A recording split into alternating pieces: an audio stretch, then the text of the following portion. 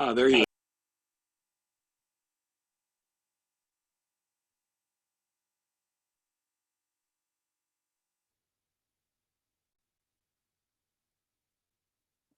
Hello, everyone, and welcome to Why the Silence, the first symposium in the Viktor Rabinowitch Memorial Symposium series. Today's discussion will focus on U.S.-Russia scientific cooperation. My name is Chris Addison. I'm a project lead in the Technology and Innovation Division here at CRDF Global. Just a few logistical items before we begin. If you have questions for the speaker at any time during the symposium, please enter them in the Q&A box as opposed to the chat box on the bottom of your screen. We will have about 45 minutes at the end to address your questions during Q&A. If you have any technical questions or issues, you can message me directly by using the chat feature and selecting my name from the list of participants.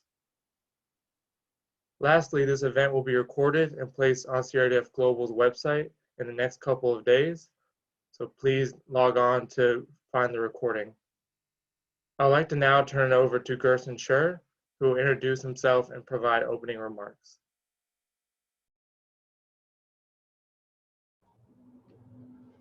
Good morning. If that is, you've tuned in from the Western Hemisphere, and good afternoon and even good evening if you're watching from the Eastern Hemisphere. My name is Gerson Scher. On behalf of the organizing committee, I am thrilled to welcome you to the first in a series of symposia on international scientific cooperation dedicated to the memory of Dr. Viktor Rabinowitch. Viktor, who is known to all as Vic, was one of the visionary pathbreakers of international scientific cooperation. In his long career, Vic spearheaded new approaches and new products in science cooperation for development, promoted cooperation on international security and arms control, and created and nurtured a unique and highly ambitious project on university research and education in Russia. You'll hear about all of these and more in this series of symposia.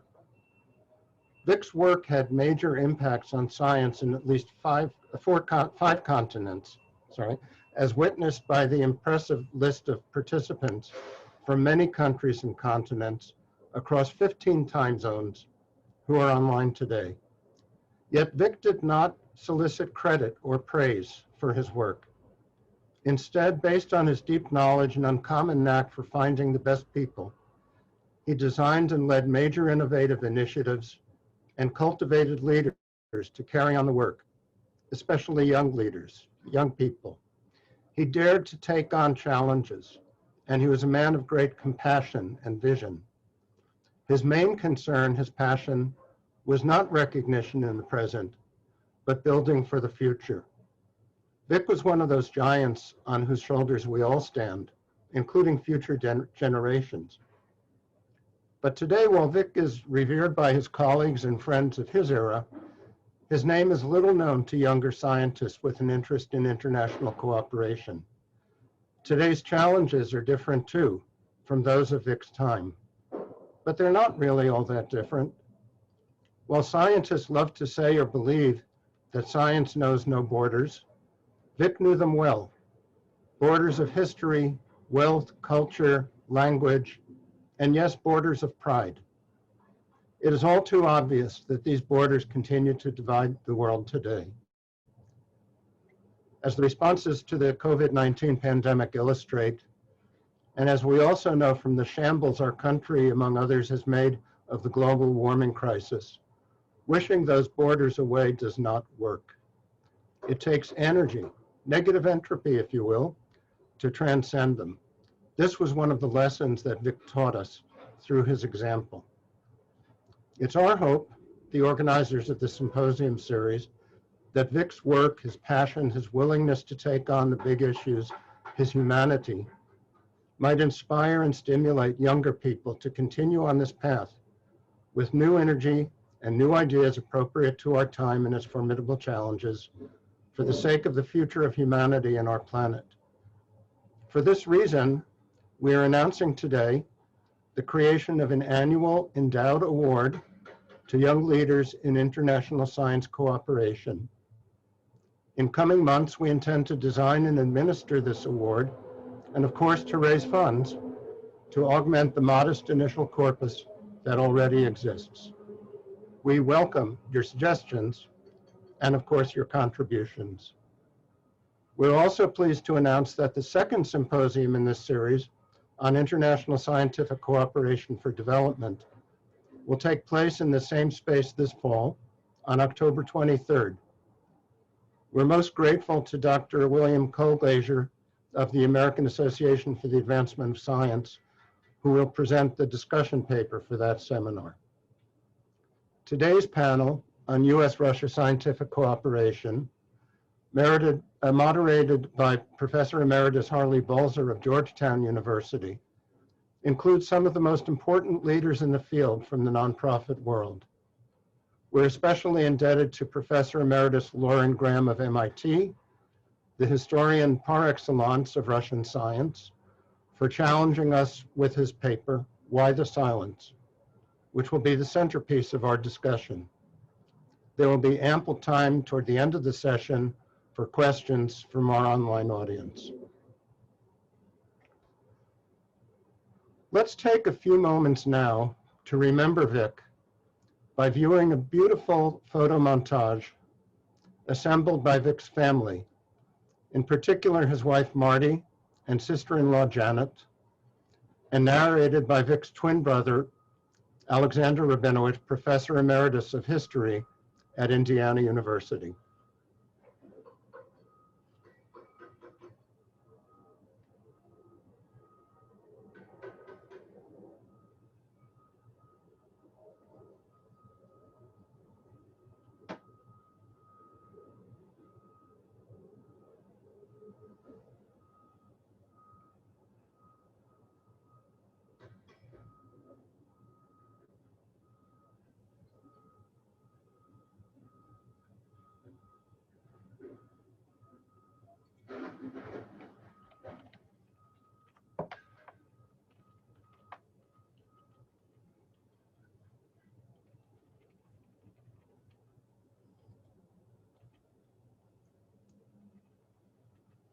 I believe we're waiting for some sound.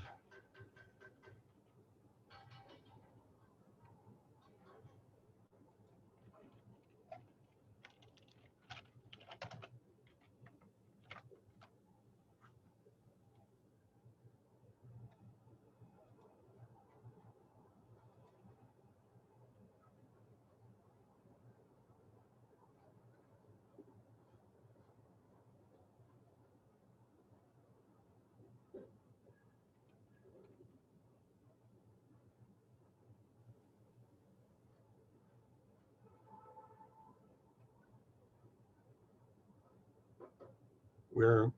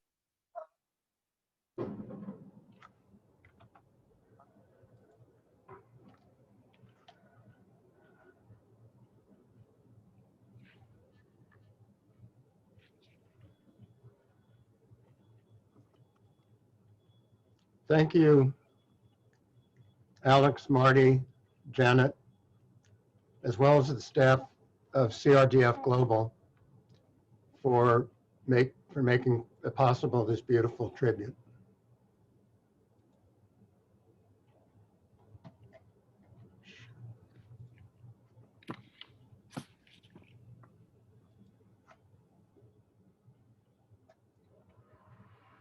There are many others to thank for making this event possible. In particular, I'd like to express our deepest gratitude to our sponsors, the Richard Lansbury Foundation, CRDF Global, and the Bulletin of the Atomic Scientists. They have the next word. Our next speaker is Jesse Alcebel, President of the Richard Lansbury Foundation, our primary donor and sponsor.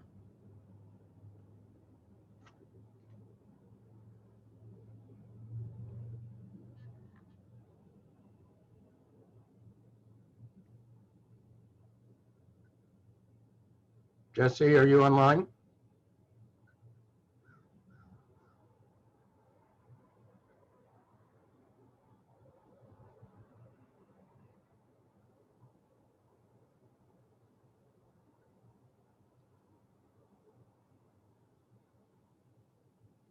It looks like Jesse is not online right now.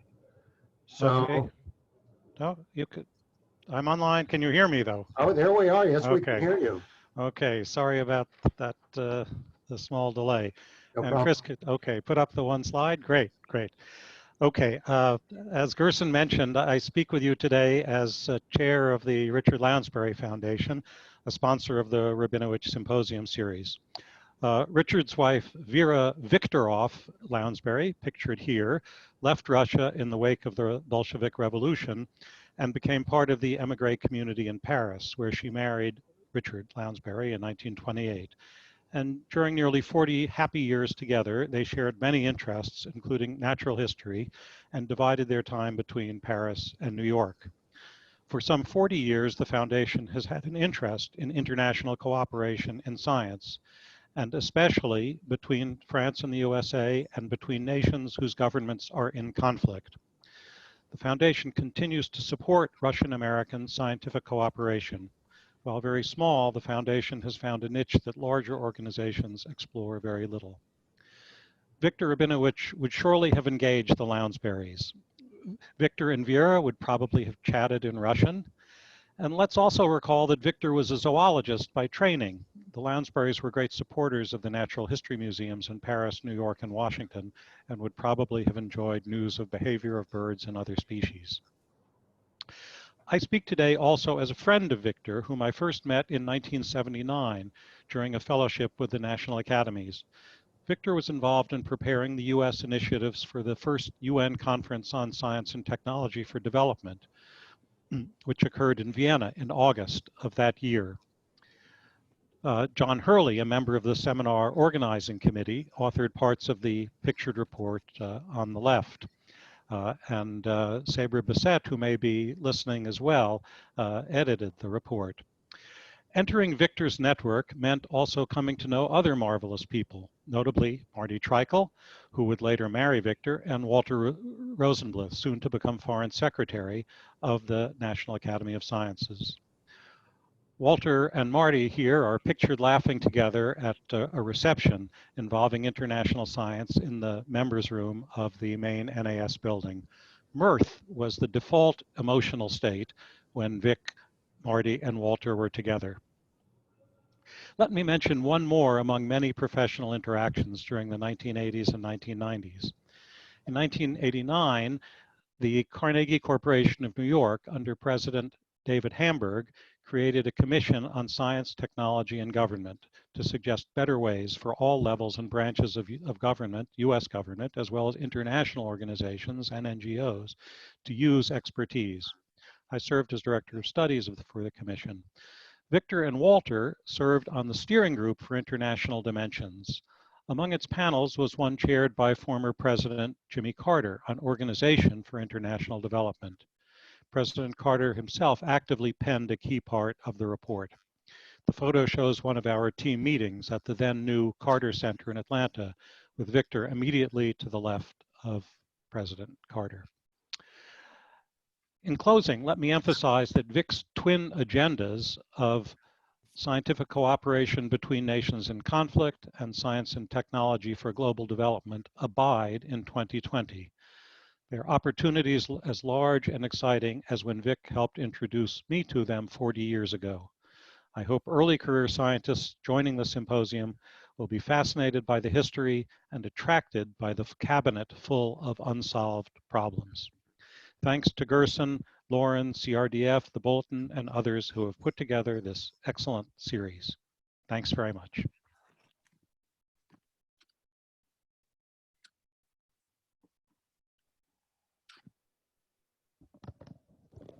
Thank you, Jesse. Our next speaker represents our second sponsor and donor, CRDF Global. Vic was a member of the board of CRDF and later CRDF Global for many years. I had the honor of being the founding president. And today I'm very pleased to introduce Tom Callahan, CRDF Vice President for Strategy, Innovation, and Evaluation, as our next speaker. Thank you so much, Gerson, and welcome virtually to all. Good morning, good afternoon, and good evening. I wish that you were all here at our offices in Arlington.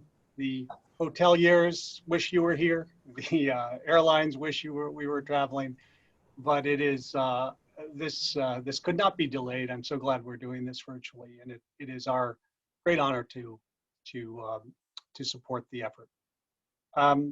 In the lovely obituary that Victor's family made to him, there were so many things that try to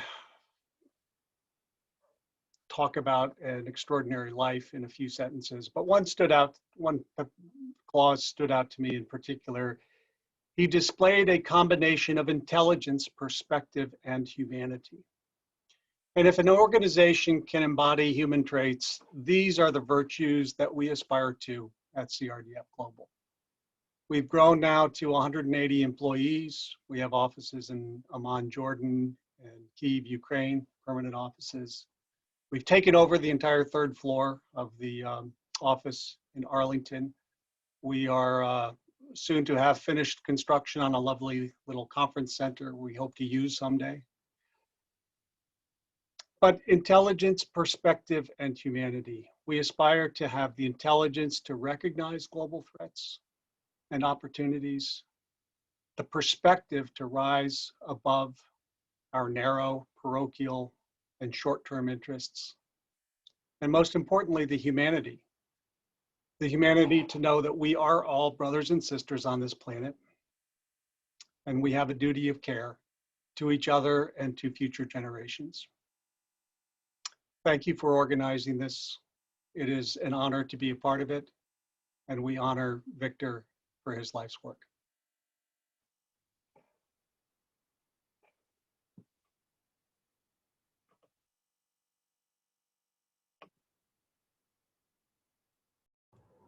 I keep having to find the unmute button.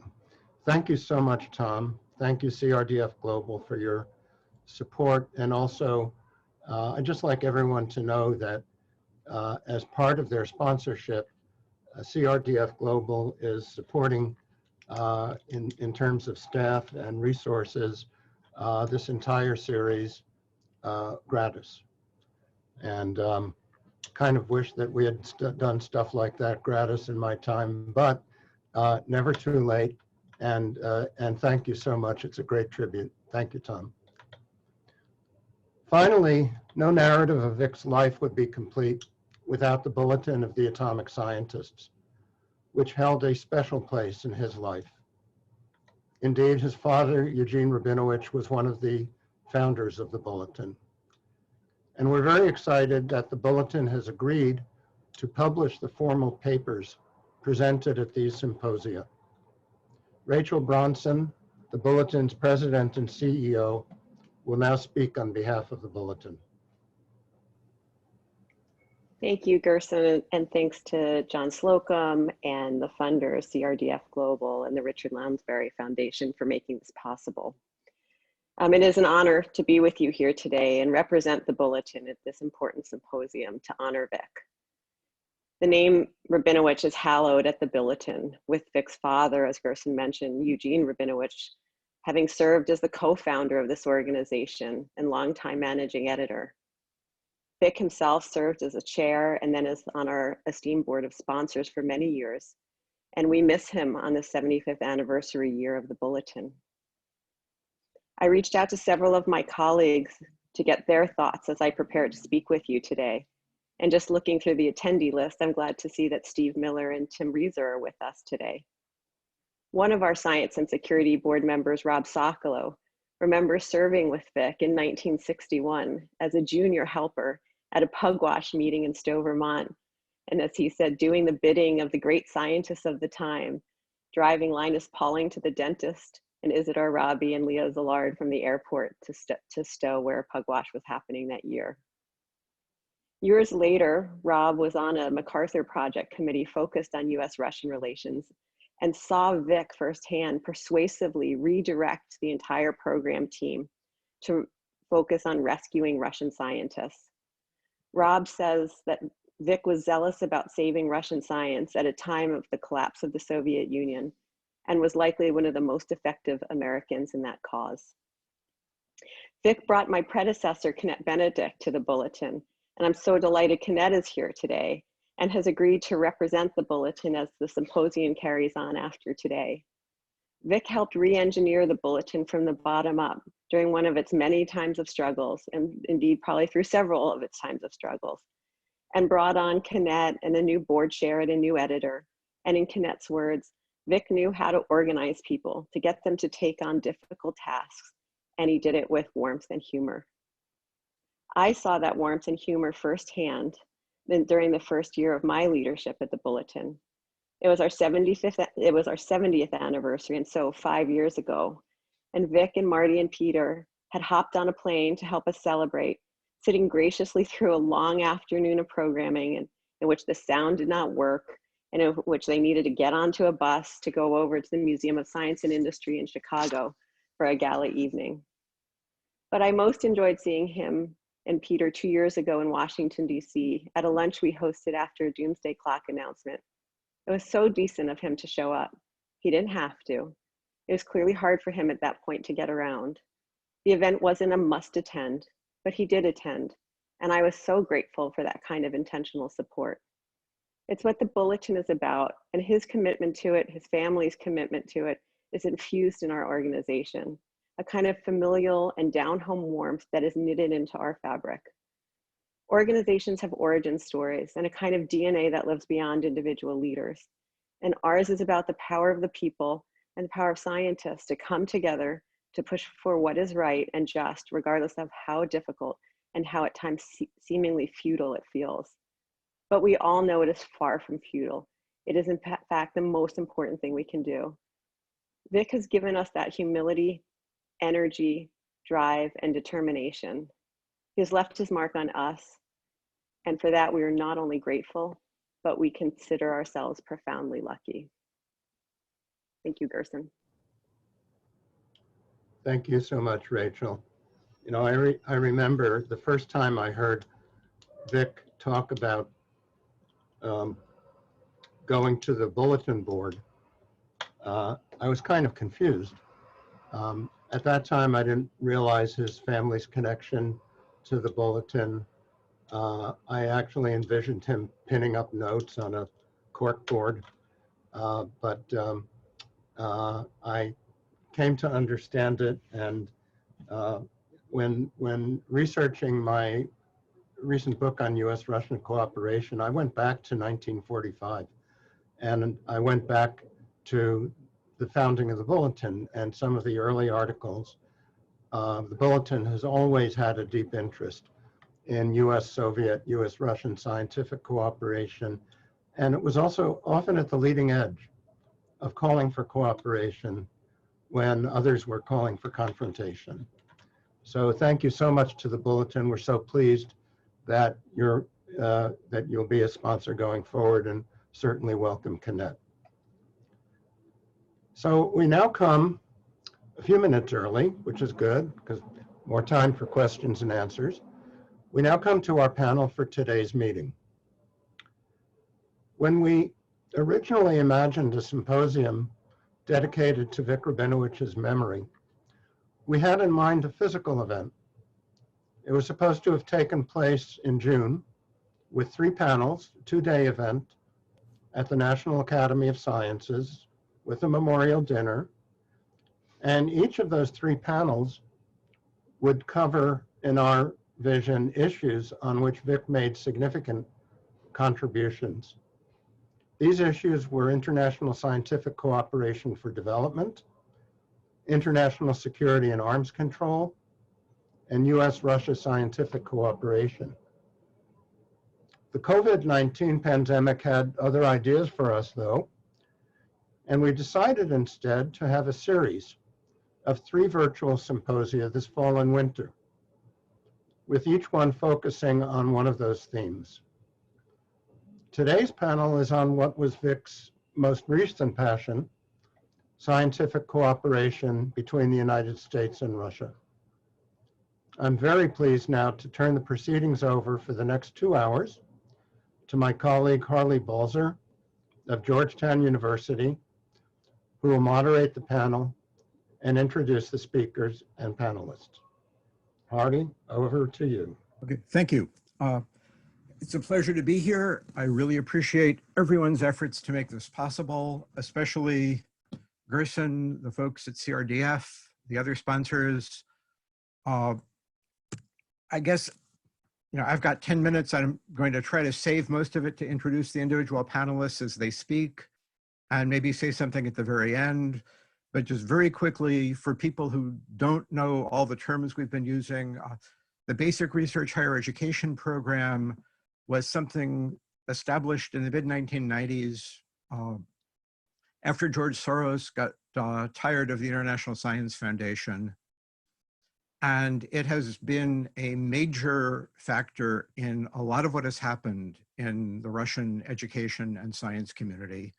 I think Mikhail Sirhanov will talk about that. I may add something about it at the end. And the International Science Foundation also, when George got tired of it, was the origin of CRDF. And I'd like to recognize some of the people who have played a major role in basic research higher education. N.D. Cutchins and John Slocum, who worked at MacArthur, Jonathan Fenton and Kenneth Benedict at MacArthur were absolutely crucial in having this program develop and function. And our first speaker will be Lauren Graham. With him and with most of the panelists, I sort of have the choice between doing the full list of everything they've published or giving them enough time to give their presentations. But Lauren also had a special role in both the International Science Foundation and BRHE. He was the one who brokered the deal with George Soros so that Gerson and I were running his International Science Foundation from the outset. And it was the International Science Foundation that combined with NSF to initially fund what became CRDF. A few of my students from Georgetown, I think, are still at CRDF, including Sean Wheeler as vice president. There were a lot of others, and they should also be thanked. Okay, Lauren Graham, just because someone doesn't need an introduction doesn't mean they don't deserve one. I could read his whole list of publications, but that would take us 20 minutes. As professor emeritus of history of science at MIT, he's still a research associate and a member of the executive committee at Harvard's Russian Research Center. He was educated at Harvard. He taught at Indiana, Columbia, MIT, and Harvard.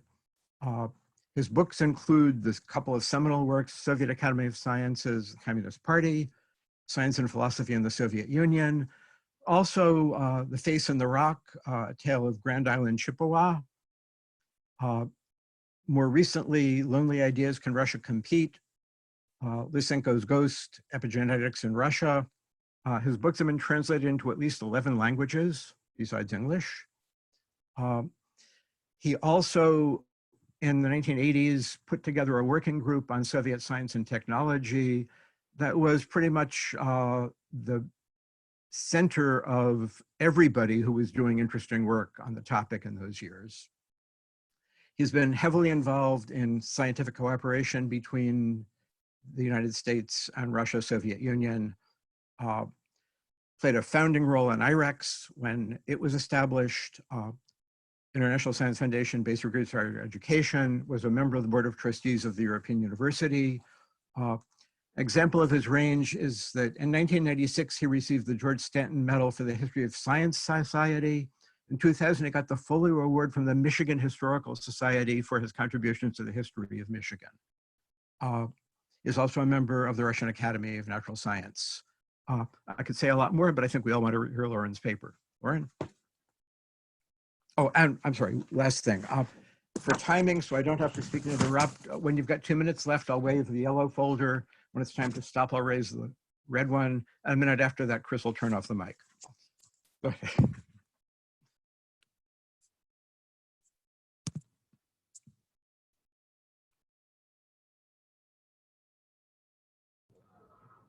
Lauren, you need to unmute. Thank you, Harley, for that very generous introduction. My paper is 17 pages long, and I'm supposed to talk here for 10 minutes. So I hope that those of you who are really interested in the subject will get the full paper, and I believe that is available from the org committee, Gerson Scher, And I hope that the panelists have had a chance to read the full paper. So here's what I have to say. A very big story has attracted little attention from the public. That story is this: the largest scientific aid program in history was mounted right after the collapse of the Soviet Union. It was a series of efforts that involved hundreds of millions of dollars going from the United States and other countries to help science in Russia. Why has this unprecedented event not attracted the attention that it deserves?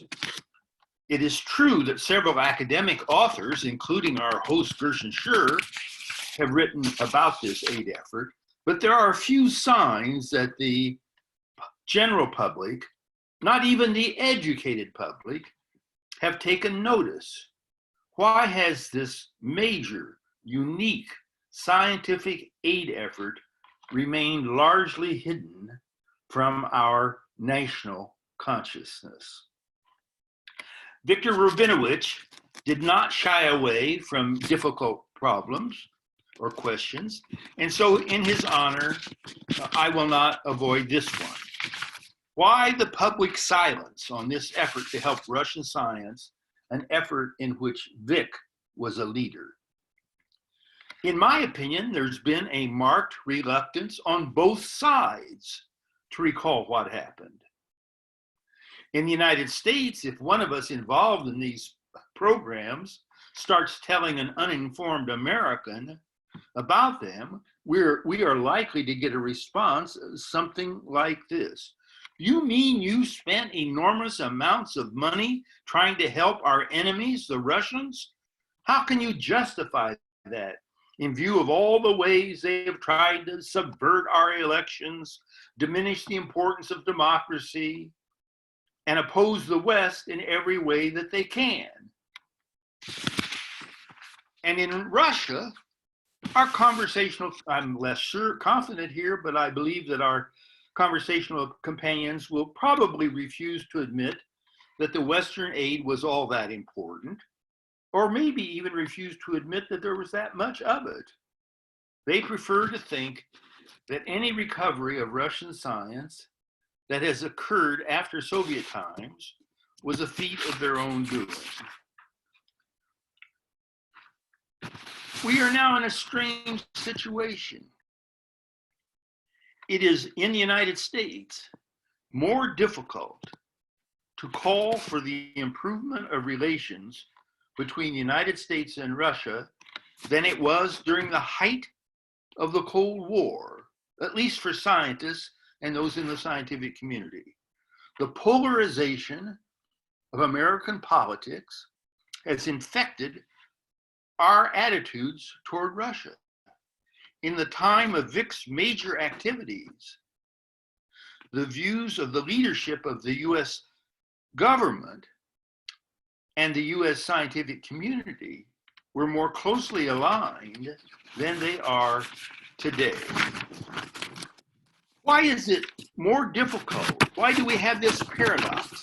Why is it more difficult for us to make an argument for helping or having helped Russian science now than it was at the height of the Cold War? In answering this question, context is everything. At the height of the Cold War, there were two superpowers at potentially devastating missile point with each other, and any kind of minimal friendly contact was considered by both sides as helpful. We wanted to avoid war.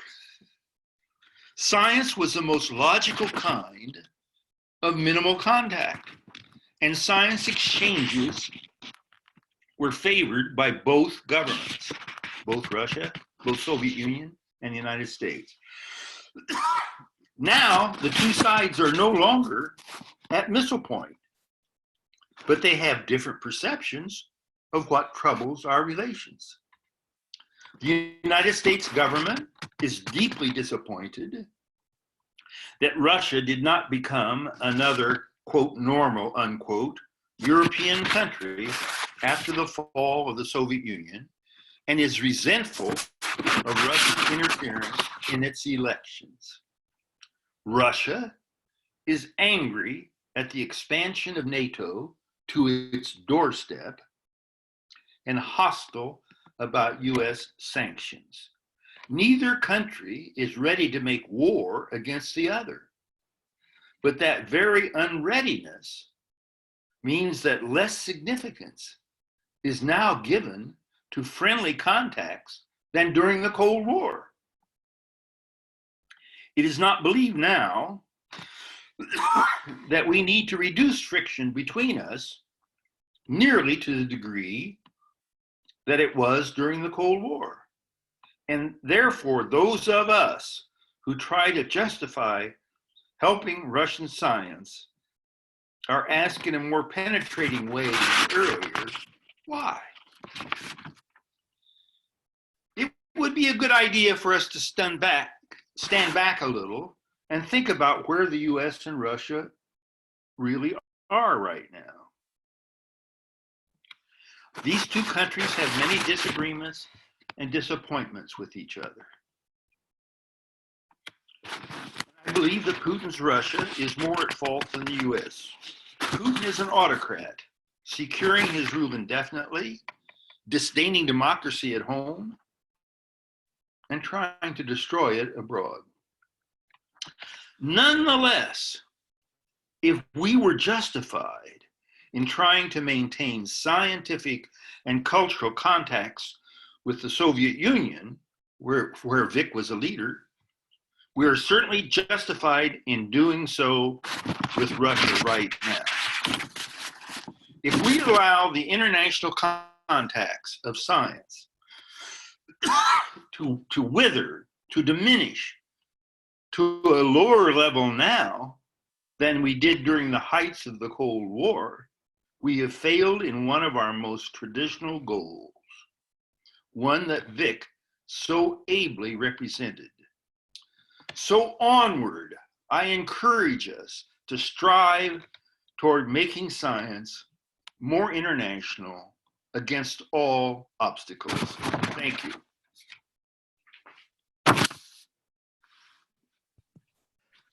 Lauren, thank you very much. That was impressive and concise, which will make the folks out there in the audience who want to ask questions probably even happier that they get a little extra time. Our second speaker is Dr. Erina De Jenner, head of the Department of Analysis of Science and Technology Development at the Skolkovo Institute of Science and Technology in Moscow.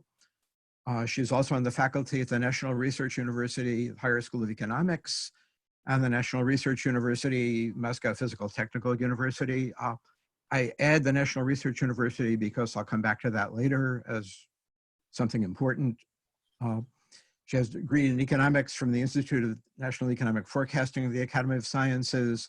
Her doctorate is from the Academy Institute of World Economy and International Relations, now the Primakov Institute. She first came to the US as a participant in a program the Carnegie Corporation funded at Georgetown University for young science policy analysts. She was a Fulbright Scholar in the MIT program in Science, Technology, and Society. She's had fellowships twice at the Kennan Institute of the Woodrow Wilson Center. She's been involved in projects for SRI International, the World Bank, EBRD, CRDF, OECD, the European University Framework Program, and other organizations. Her activity at CRDF included a lot of work on BRHE, including helping to draft the proposals to MacArthur and Carnegie to develop the program, and a lot of the evaluation of the program. She's author of A History of the International Science Foundation, a book on government regulation of science in Russia, co-author with Lauren Graham of Science in the New Russia, Crisis Aid Reform, author of more than 300 articles and book chapters, including an enormously valuable annual review of Russian science policy for the Gaidar Institute's annual yearbook. And Rina, it is all yours. Thank you. Thank you, Harley, for such a good presentation. I don't need now to say that I was with BRHE from the beginning to the end. I would like to elaborate on what Lauren was saying, because there are many provocative and inspiring things in his presentation about wild science. And I will try to talk a little bit about it in context of BRHE, trying to talk on wild science, the silence from the Russian side. And I also want to say that what I will be talking about is solely my personal opinion. It's not a representation of any official point of view. So, wild science in Russia. If we talk about BRHE, it was not silence when BRHE was underway. Actually, it was known and it was discussed. However, silence indeed is now, but not about this program, about many assistance programs. And a good example is, which Harley already mentioned, International Science Foundation of George Soros. He invested over $100 million in Russian science, fundamental science, at the beginning of the 19th, when it was severe crisis in Russia. And actually in 95, our State Duma expressed his gratitude to him for this help. But 20 years later, ISF is forgotten and George Soros is accused in many bad things, including that ISF was a channel for stealing Russian ideas on fundamental science. So it's clearly that silence is the consequence of politics. And I think that atmosphere really has started to change after 2012, after the law on foreign agents was introduced. And as many in this audience know, that later on the MacArthur Foundation, IRIX, CRDF, US-Russia Foundation, all they closed their offices in Russia.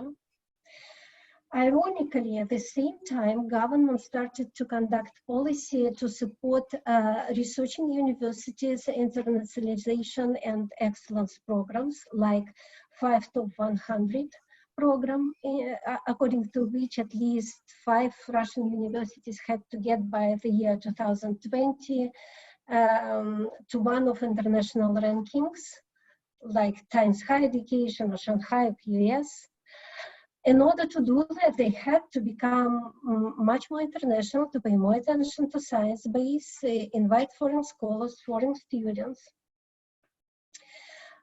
This all was welcomed and is welcomed, but I don't think that funding from or advice from abroad is as valued as just this initiative. Talking about research and educational centers per se, research and educational centers were established under the BRHE program, and it was a unique model, and which appeared at the time when there was no even idea about establishing research universities in Russia. But we have quite an evolution in this area, and it starts from '96 when integration program started, then it was BRHE, then 2000 there was mirror laboratories, and then various research and educational centers, centers of excellence, international labs, and so on, already supported by the government money. Some of them still exist, some disappeared during last 10 years. To my view, BRHE was, to my taste, the best model because it very accurately balanced all important aspects of university activity, like research, education, innovation, training of young scientists, and international cooperation. So I think that the BRHE model, at least at those universities where RECs were established, it was appreciated, but it was not widely disseminated. And thus, on the country scale, it is not very well known. And influence of politics is in silence about the country and source of support of this program. This influence of politics also was obvious for me in recent survey, which I conducted together with my colleague from MIT, Professor of History Elizabeth Wood. We were interviewing Russian and American scientists who collaborated with each other in good period of time between 1995 and 2014. All of them had very good memories about their cooperation, even though they had to overcome a number of difficulties and witness differences in scientific cultures of the two countries. But at the same time, they were looking at the situation from today. And looking from today, they were saying that the biggest harm is from geopolitical conditions, because it destroys trust. And without trust, the silence will continue. Finally, I would also like to reflect on what Lawrence said, why in Soviet times it could be better than it is now. To my view, before it was collaboration between two countries which were representing two ideological camps. Science was a tool helping to keep balance between the two ideologies. Now Russia is not representing as a country, possessing itself as a country with different ideology, but as a normal country, and it competes on scientific arena.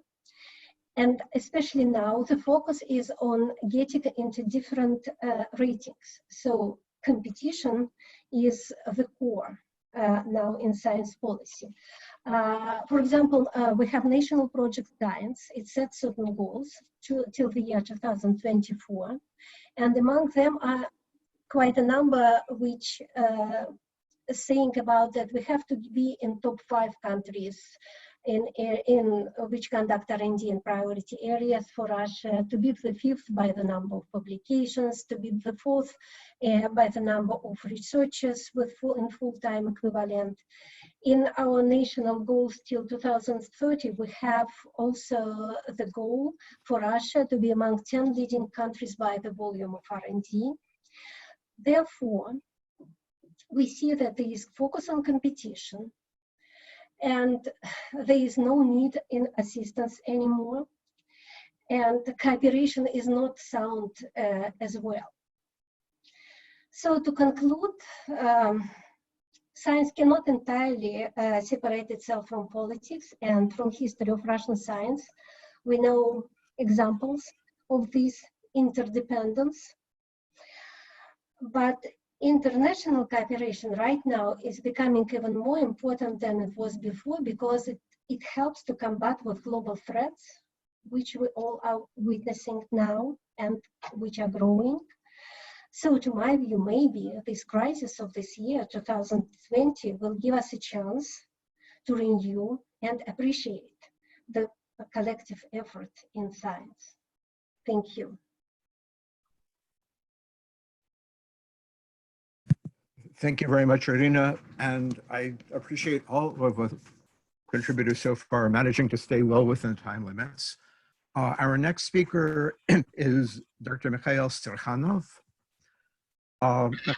Played an absolutely crucial role in the creation of BRHE and has been highly active in many aspects of Russian science. He had degrees in physics and math, starting with an honors degree in theoretical nuclear physics at the Moscow Engineering Physics Institute. He became first an assistant, then an associate, then a full professor there. From 1993 to 97, he was director of the Agency for International Cooperation at the Ministry of Education and became their person responsible for BRHE. In 1997, when we were creating the program, Gerson and CRDF sent me to Moscow to visit some universities to see, if science was still alive and well in Russia. And Mikhail was the person who hosted me and arranged all the visits and helped them put together a very convincing program that showed that, yes, indeed, it was worth having a project of that sort. He became head of the Department of Research and Development at the Ministry of Education. In 2003-2004, he served as Deputy Minister of Education for the Russian Federation. After it was merged with the Ministry of Education and Science, he was director of a department at the ministry. In 2007, he was elected rector at Moscow Engineering Physics Institute, re-elected, and then appointed when the elections were no longer being held. In 2008, it became the first university in the Russian Federation to be awarded the title of National Research University. And Mikhail probably remembers just how important that was. When we first presented the program for BRHE to Minister Sirhanov in 1997, he said he liked the program, but we should not use the words research university because they didn't exist in Russia. In 2006, Minister Fursenko had us involved in helping them create the first project for research universities, and MIFI became the first one. So there was some poetic justice there. He has served on a number of important government committees and commissions, the Executive Committee for VAC. He is also the author of, or co-author of, more than 300 publications. He used to serve as rector of the university. I could go on. He is chairman of several scientific technical cooperation and has had a view of this whole process that is truly unique. Mikhail? Thank you, Harley, for this very good words about me. I believe that I didn't deserve all these words, but I'm really happy to meet with my old friends, and I really appreciate this invitation to participate in this very important symposium. And I believe that our next meeting or next meetings will be more productive, even compared to this one. I think that after 23 years of establishing this BRHE program, it's time to make some, to have some results about the influence of this program on development of education and research in Russian universities. And I would be very happy if we could show the presentation.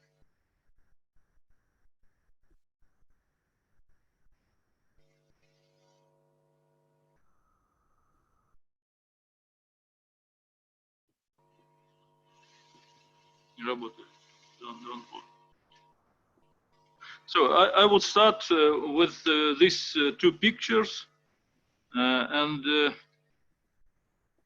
I believe that the contribution of many participants of this symposium was crucial, but nonetheless, the role of Viktor Rabinowitch was quite specific, and we truly consider him as a father of BRHE program.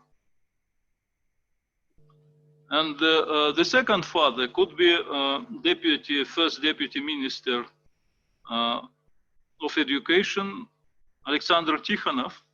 Probably you remember him, and he had very effectively and enthusiastically supported the idea of BRHE program. Speaking more broadly on US-Russian cooperation, we should know that Viktor's father, Eugene Rabinowitch, somehow created the link between two our countries, and this link is, I believe that it's very important, and probably we owe those people as Eugene avoiding nuclear war, and we listened to some presentation here today, and probably these people deserve many good words. let me start with this regional distribution of BRHE research and educational centers. And probably this, at the beginning of this program, there were 8 centers, probably you remember. And at the end of the program, we had 20 centers all around Russia, including the leading Russian universities. And the ideas of these BRHE programs were very fruitful, such as combination of advanced research and educational process, such as special opportunities for young scientists and researchers to make their career development, and also the connections between the universities in Russia and abroad.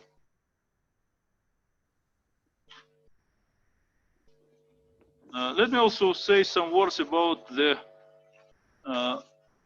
development of programs which were launched in Russia since this time. Irina already told about integration program.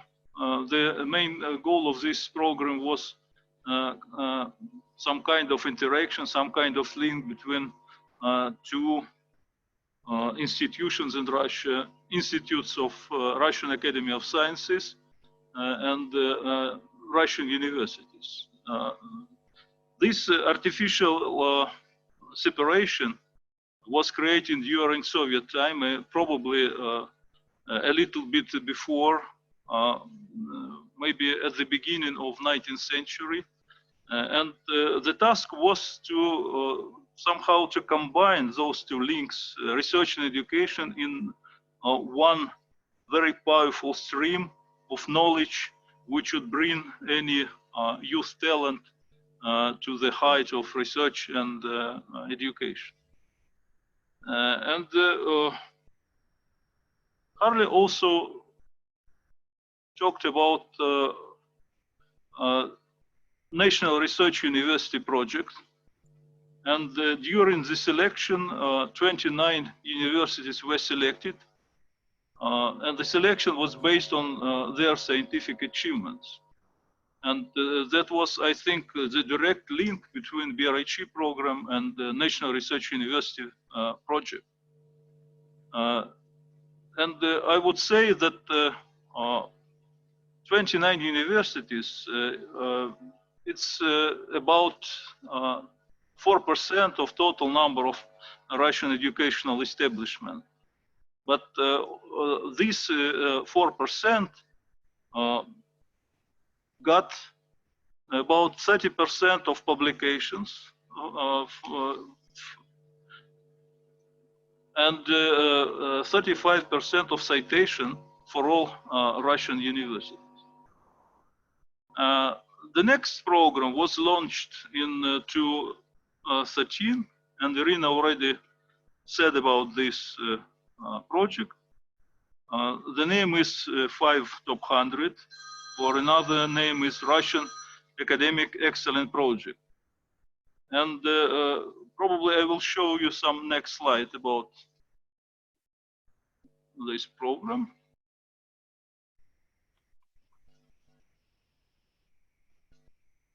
So the main goal of this 5 Top 100 program was competitive position for leading Russian universities within the global research and education system, and internalization in all spheres. And the English language was the first tool just to achieve this internalization. And also increased export for educational services, and development of cooperation between academic sector, industrial sector, and business sector. And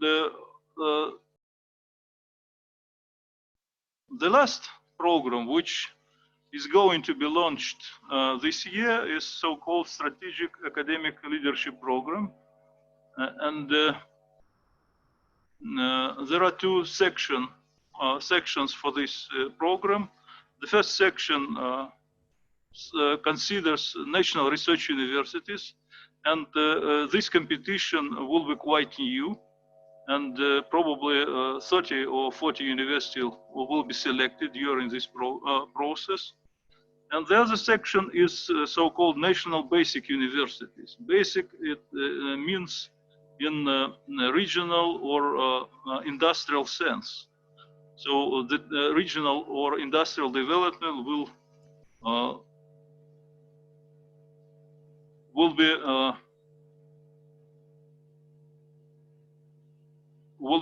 made by these universities. And I believe that something about 100 universities will be selected during this new program. And we hope that our university will win this competition. And let me, for one of the last slides, just to show you the pictures of two people who was the engine of this BRHE initiative and many other initiatives in Russia. The first is Viktor Rabinowitch, and the second is our moderator Gerson Scher. And I believe that without those people, nothing will happen in our educational space. Let me finish.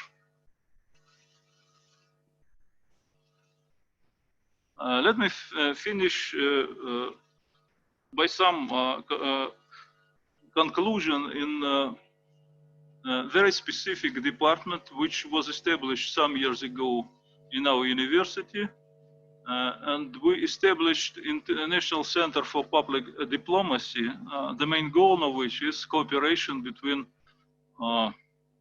leaders in Russia and the United States. And Edward Lazansky, our graduate physicist and publicist, he's the head of this department, and he organized a lot of lectures from US and Russian side just to be closer to each other in any way. Especially this year when we celebrated 75 years of the end of the war, and all these events which also followed by this victory. Thank you.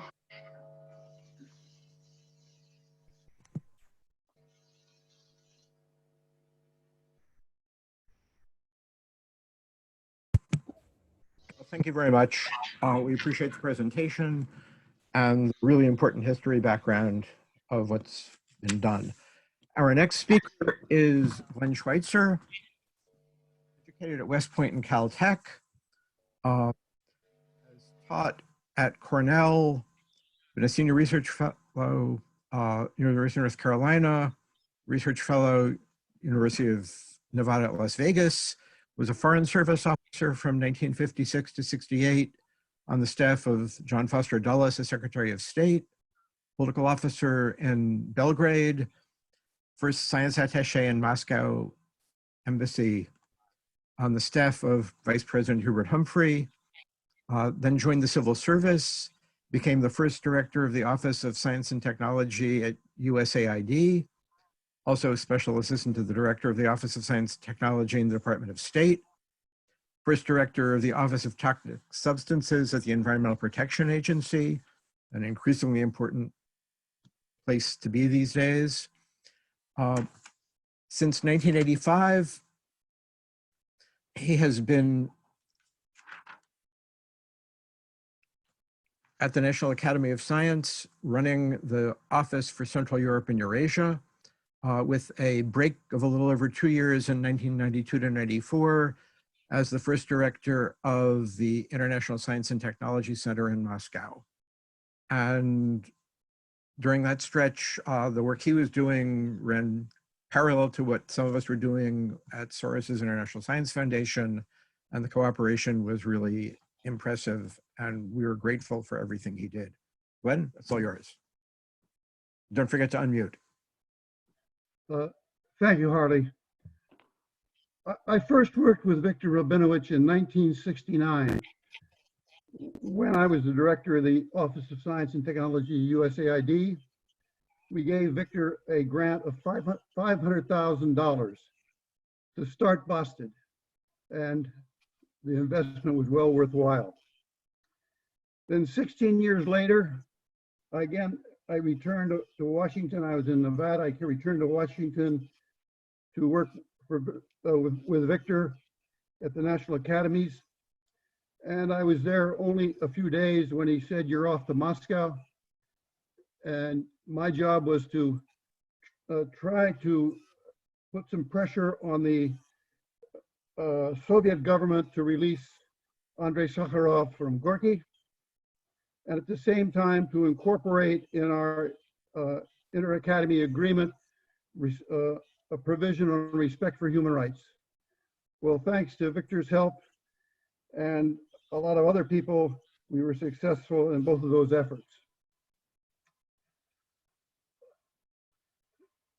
Then I continued my work at the Academy till Victor left, and he asked me to go to Chicago for a few weeks to help him set up a program to strengthen the science capabilities of seven or eight academies in Eastern Europe. So I did that, and MacArthur launched a program to strengthen those academies, which had suffered under the Warsaw Pact tremendously. And I think he was very successful in that regard. Now, turning to our present relationship with Russia, when you talk about science, my definition of science may be somewhat different than others, but at the top of the list of current activities is the role of NASA. It's been at the top of the list for many years, and it may be weakening now, but they're still there. And I think too many people, when they write about our relationship in science with Russia, they sort of forget about NASA being out front. But that was number one. It's been the entire time I've been involved with Russia, although now it's on shaky grounds. Also high on the list are the private companies. And at present, there are 75 companies with active offices in Moscow, and none of them have, last I could check, none of them had abandoned ship. They're still there. They're in areas such as pharmaceuticals, chemicals, energy, electronics, agricultural, you go down the list. We hear about one or two of them. We always hear about Boeing, but we don't hear about all the other ones that often. But they're there, and they're not a trivial force in terms of promoting international cooperation in science in a different sort of way, but they can't be ignored. Next on my list is NIH. And how do I know NIH is there? Because my granddaughter at the University of Boston Medical University is coordinating a major program with Pavlov Medical University in Petersburg. And so my granddaughter is a regular visitor to Russia promoting US-Russian scientific cooperation. With regard to DOD, I haven't been able to check lately, but up until very recently, DOD was a very active collaborator through its research laboratories with Russia. And I suspect as we address COVID, they are working hard with their counterparts in St. Petersburg. Also on my list are a number of other US government agencies which have interest in Russia. Our fisheries people are in constant contact with the Russian fisheries people. Our people involved in polar affairs are in regular contact. Our weather bureau is in regular contact. And so it's not like it used to be, but it's not zero. Student exchanges are very low. I couldn't even find them in Open Doors. I looked at Open Doors and I couldn't even find how many Russian students were in the United States. I'm sure there's some, but if they are, it's in the double digits, not in the triple digits or beyond. Joint publications, the latest look at Scopus, 27% of Russian publications in the international journals are joint publications.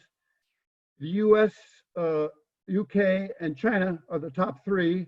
And so again, I don't know the numbers, but you can't completely forget about the fact there are Americans and Russians cooperating through joint publication, with joint publication being the evidence. Another activity which is now getting higher priority is the Arctic activity.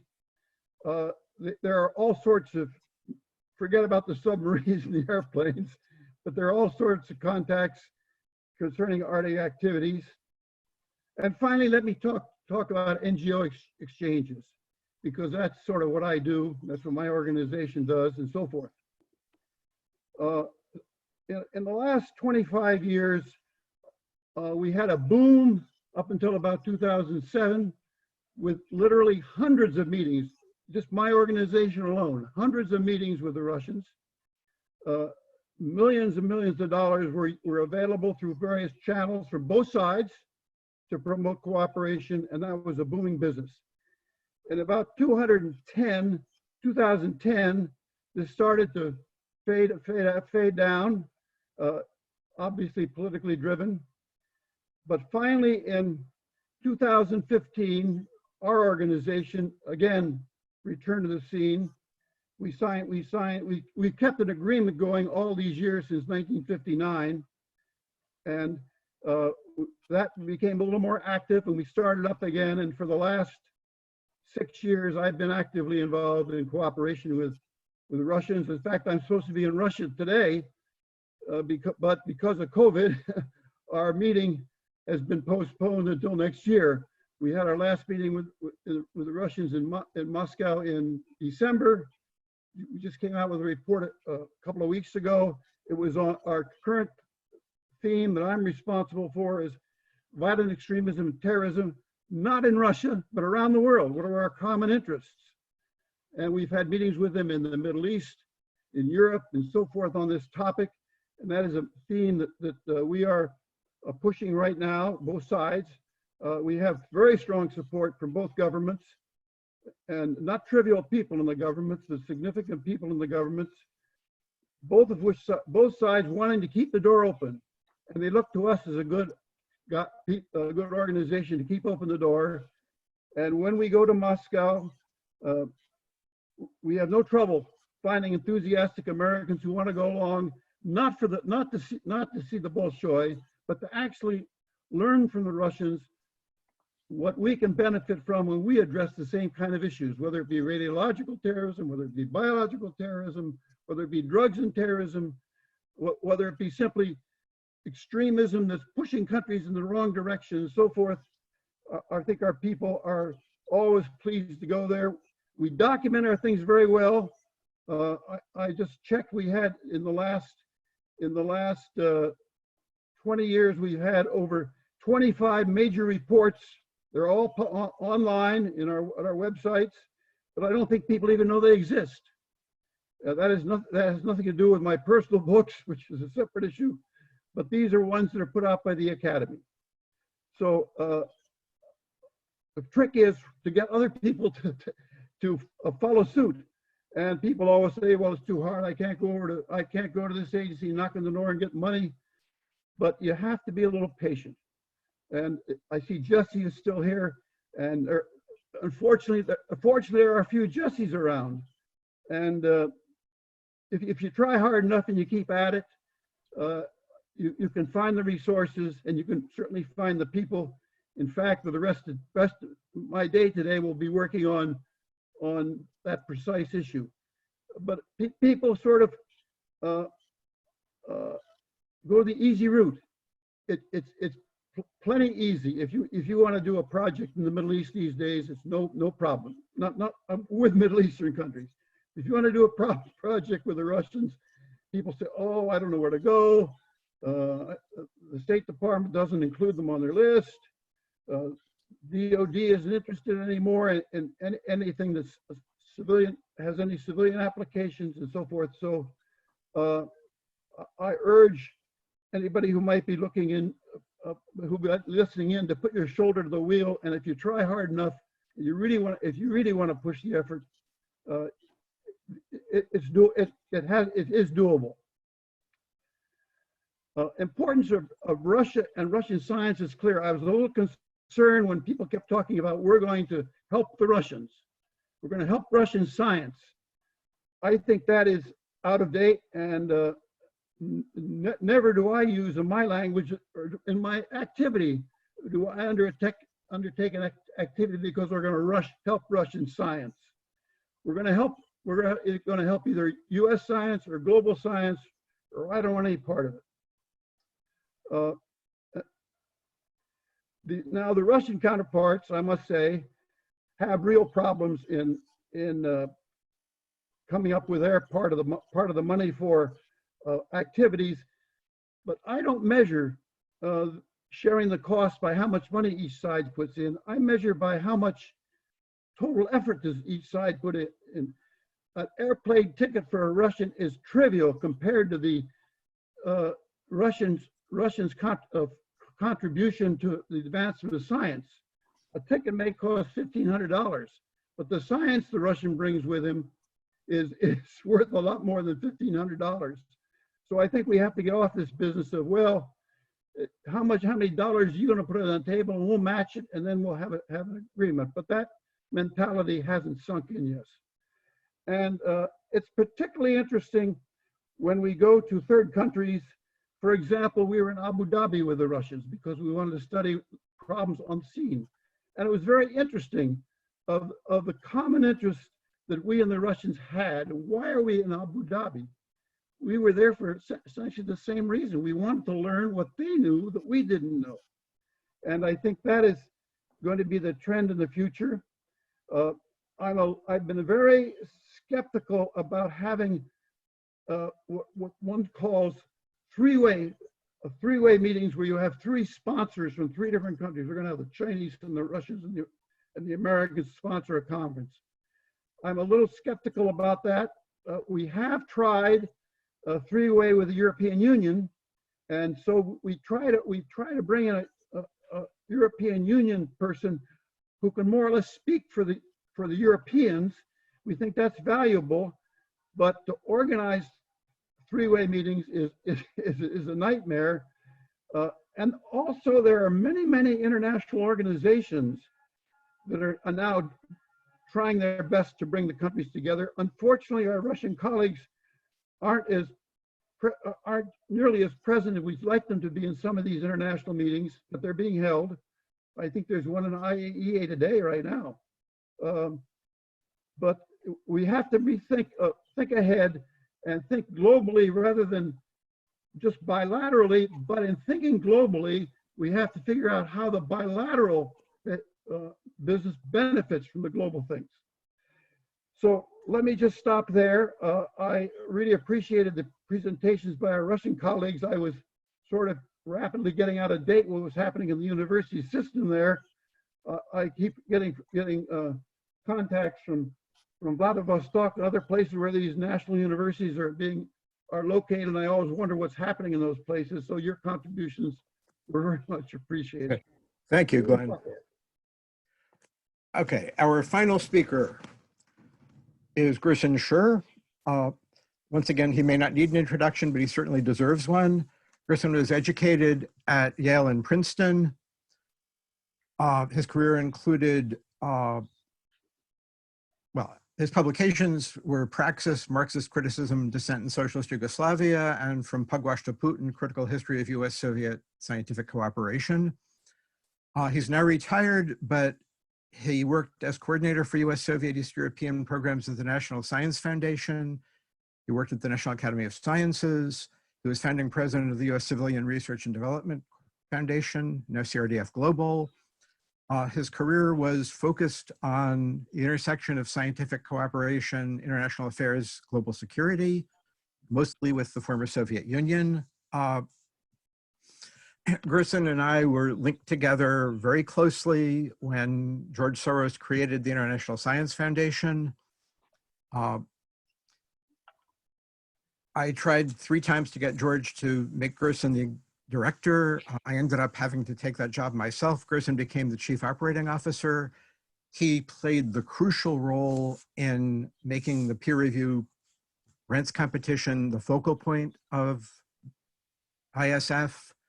I think that had a major impact on Russian science and technology. It really helped to legitimize peer review after some Russian efforts raised serious questions. He also and ISF recruited Steve Goldstein from NSF to help set up a project where we taught George Soros about the internet. And it ended up with him funding the first channel in Moscow that allowed academic and non-commercial organizations to access the internet without having to pay for it. George actually went on to establish a program setting up 30 computer centers at Russian universities. And when George got tired of the International Science Foundation, Gerson was instrumental in getting him to put up money along with the National Science Foundation to create CRDF in the first place. And CRDF then became the lead organization eventually for the Basic Research Higher Education Program. Among the things that I think ISF and BRHE did was to establish peer review as a crucial factor, establish research universities as a major element. Gerson in BRHE program really pushed to create technology transfer offices, centers for sharing research equipment. Those are things that are still a part of research education center programs in Russia, even if some of that focus has shifted in a major way. And I should also add, he has really been the driving force behind today's seminar and much of the effort for the Viktor Rabinowitch Memorial Symposium. Gerson, it's all yours. Thank you, Harley, for your very kind remarks. And thank you, Mikhail Sirhanov. I'm without words about your last slide. Thank you. Well, as you know, I did kind of help to arrange the schedule for today's meeting, and I decided that I would bat cleanup, and also with the chair's prerogative, I might take a little longer than my allotted 10 minutes, although I hope not. But I found myself writing a lot of notes as everyone was speaking. This has been just a wonderful discussion. So Lauren's paper, excellent paper, raised a lot of tough questions. We've heard a lot of informative and some provocative responses, and I'd like to continue in that provocative vein by making essentially 3 points. The first point is that there has always been intense controversy about scientific cooperation between the United States and the former Soviet Union and Russia, both here and there. The second point is to make a couple of brief but unprovocative comments on the fascinating discussion here today about the BRHE program. And the third is to ask the big question that begs all the other questions. So what? What about the future? So first, the controversy. During the Soviet period, the popular perception in the United States was that scientific cooperation, as opposed to cooperation in the arts and scholarship, was at best a trade-off and one that was not in our favor.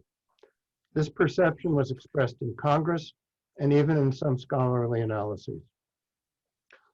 From the standpoint of the US military, scientific cooperation was a hands-down loss for the United States. The intelligence community, I believe, had a more nuanced view. For them, scientific cooperation gave the US a valuable window on Soviet scientific and technological capabilities. For the scientists, it depended on whom you asked.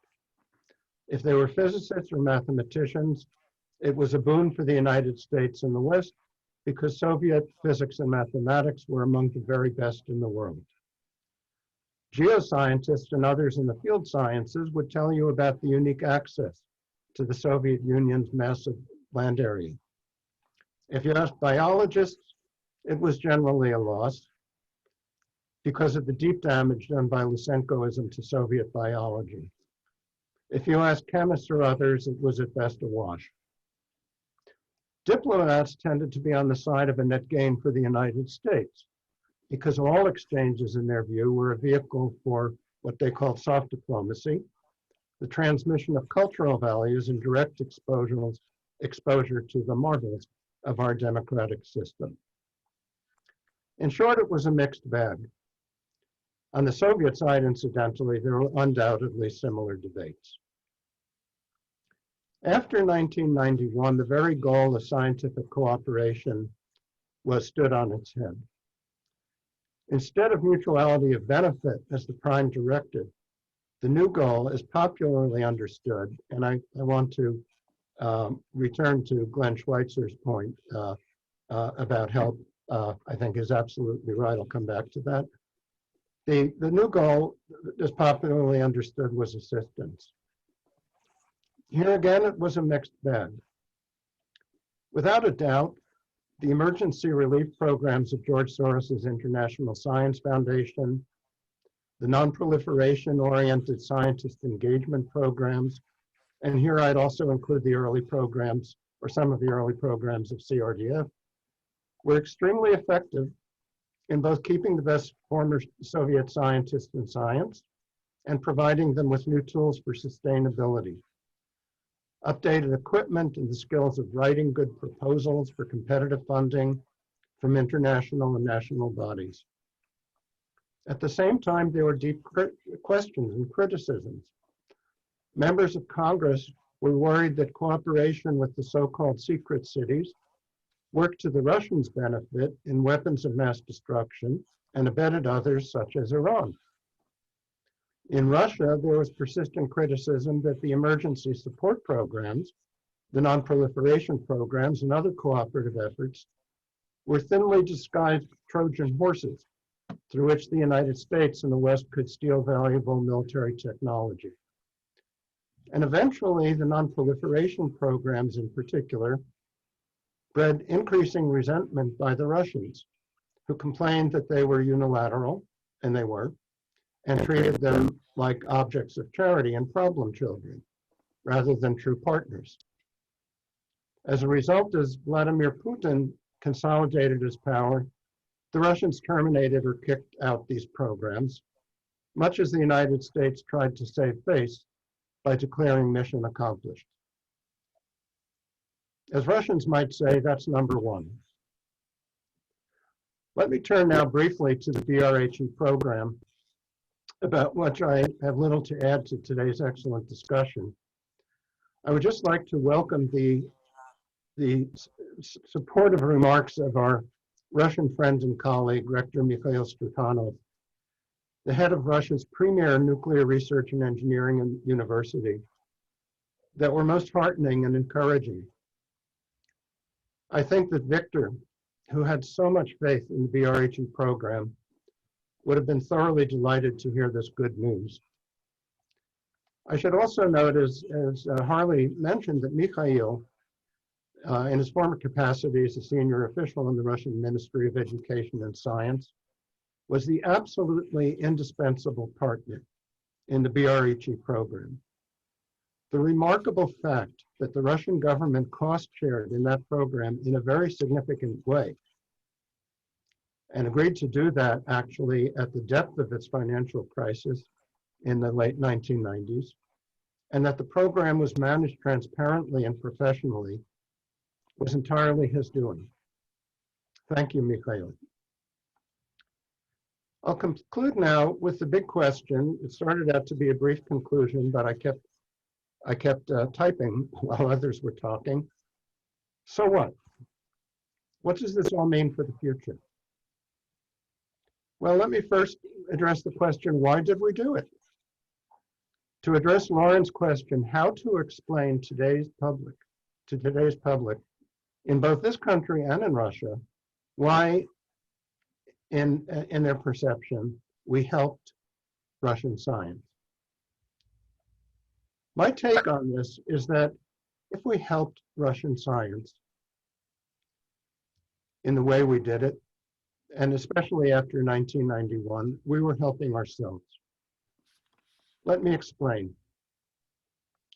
I'm thinking here not only of what most agree is the prime directive in any bilateral cooperation, mutuality of benefit, If one side gains more than the other, it's not an equal relationship, and ultimately it will fail. If it doesn't fail scientifically, it will fail in the court of public opinion, and it will lose political support and funding. But I believe there's a deeper answer to the question of why we did it. That is, that the isolation of any scientific community is a loss to humanity and also a threat. We learned that the hard way in October 1957 with the shock of the launching of Sputnik. This, together with President Eisenhower's vision of people-to-people exchanges and Soviet Premier Khrushchev's new doctrine of peaceful coexistence, led to the establishment of the first scientific exchange programs in 1958. From the beginning, there was a duality of goals, and I emphasize on both sides, and both sides understood that. Scientists from the United States and the Soviet Union were eager to understand what each other were doing. And intelligence agents in each country were eager for other reasons. These two goals, sometimes reinforcing each other and sometimes in conflict, continued to exist for the next 3 decades. And I hasten to add, while many might not believe it, I stayed religiously on the science side, but I did not object that there were those in other communities who followed scientific developments in Russia. Because if they didn't, it would have been a dereliction of duty. And of course, the same was true on the Russian side, the Soviet side. Now, when the Soviet Union collapsed in 1991, the situation seemed to be changed dramatically. Research funding in Russia and the other former Soviet countries collapsed. But people of vision, both within government and outside, understood that Russian science would recover. The question was, would it revert to the old, closed, defense-oriented system?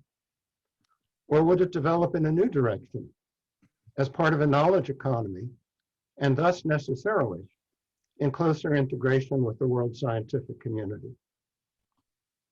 Today, the jury is mixed.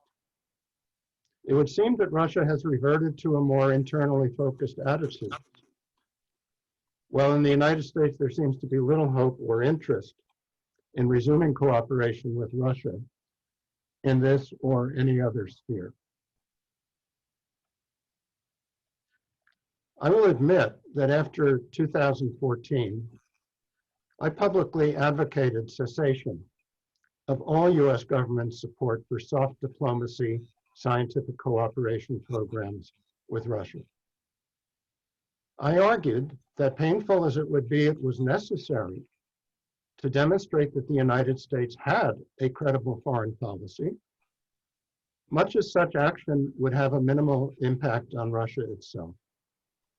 I continued to believe that that was the right approach. And what about today?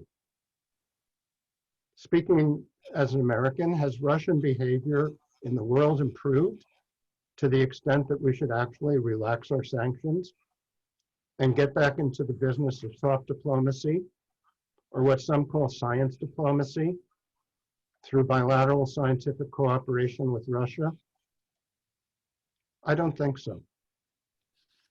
But I think that's the wrong question, as Glenn Schweitzer has been pointing out. Having managed formal bilateral cooperative science programs for 4 decades, I would argue that bilateral, politically symbolic scientific cooperation is just no longer where it's at in the modern world in general. It's an artifact of another age, the age of a bipolar world and a bipolar Cold War. Certainly, if there are meritorious research projects involving Russian and American investigators that can be funded by the science agencies in each country in accordance with their mission, the National Science Foundation, the National Institutes of Health, NASA perhaps, other agencies, then let's do it on the basis of scientific merit. But today, the most important international scientific cooperation takes place in large multilateral programs, be it about climate change, health, energy, terrorism, or other areas. This is where I think all partners will find the greatest benefit and the greatest impact. In this regard, Glenn's remarks are extremely important, and I hope we pay close attention to them. We have to be very patient, as he said. And it's not about helping Russian science. It's about helping and building world science to address global problems that threaten humanity as a whole, now as never before. As we go forward then, instead of imagining new bilateral US-Russia programs, let's think about putting scientific relations with Russian scientists and institutions on the same footing as with the rest of the world. No exceptions, no special conditions, no special allowances. I guess that's my NSF pedigree speaking. Of course, this is the real world. And to return to my opening remarks a couple of hours ago, this is a real world of boundaries, restrictions, rivalries, hostilities, and all the rest. That's unavoidable. And we must be aware that any kind of effort to overcome these boundaries will take energy, patience, commitment, and persistence. Thank you. Thank you very much, Gerson. I have one or two things to add at the very end. We do have plenty of time for questions and answers. We would ask people to please use the Q&A feature at the bottom of your screen and submit the questions in writing. That way I'll be able to handle them. Please do not use the chat function for questions. Use just the Q&A. I can only look at one set of things on the screen at a time. But please feel free to address your questions. We've got one or two already, but we would love to have more. I guess I would simply add that the BRHE contribution has been enormous, and Gerson, Mikhail, Lauren, and a number of other people here today are very much responsible for it.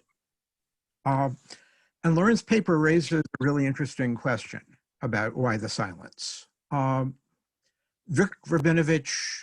among the many lessons he taught us, was one of his favorite sayings, you can accomplish a lot in the world if you don't insist on getting credit for it.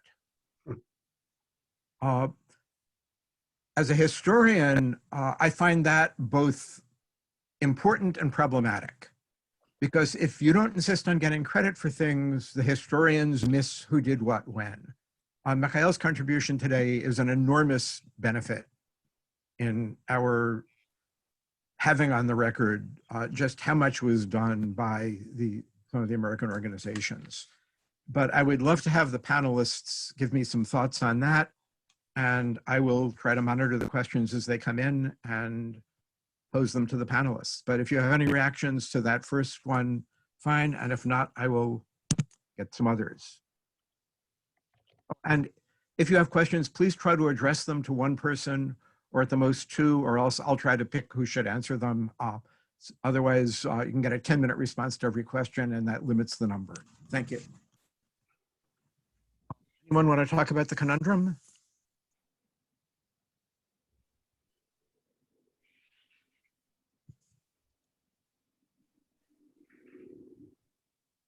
Are you talking about the conundrum of the silent, not claiming credit versus having a real history of what was done and accomplished? Yeah.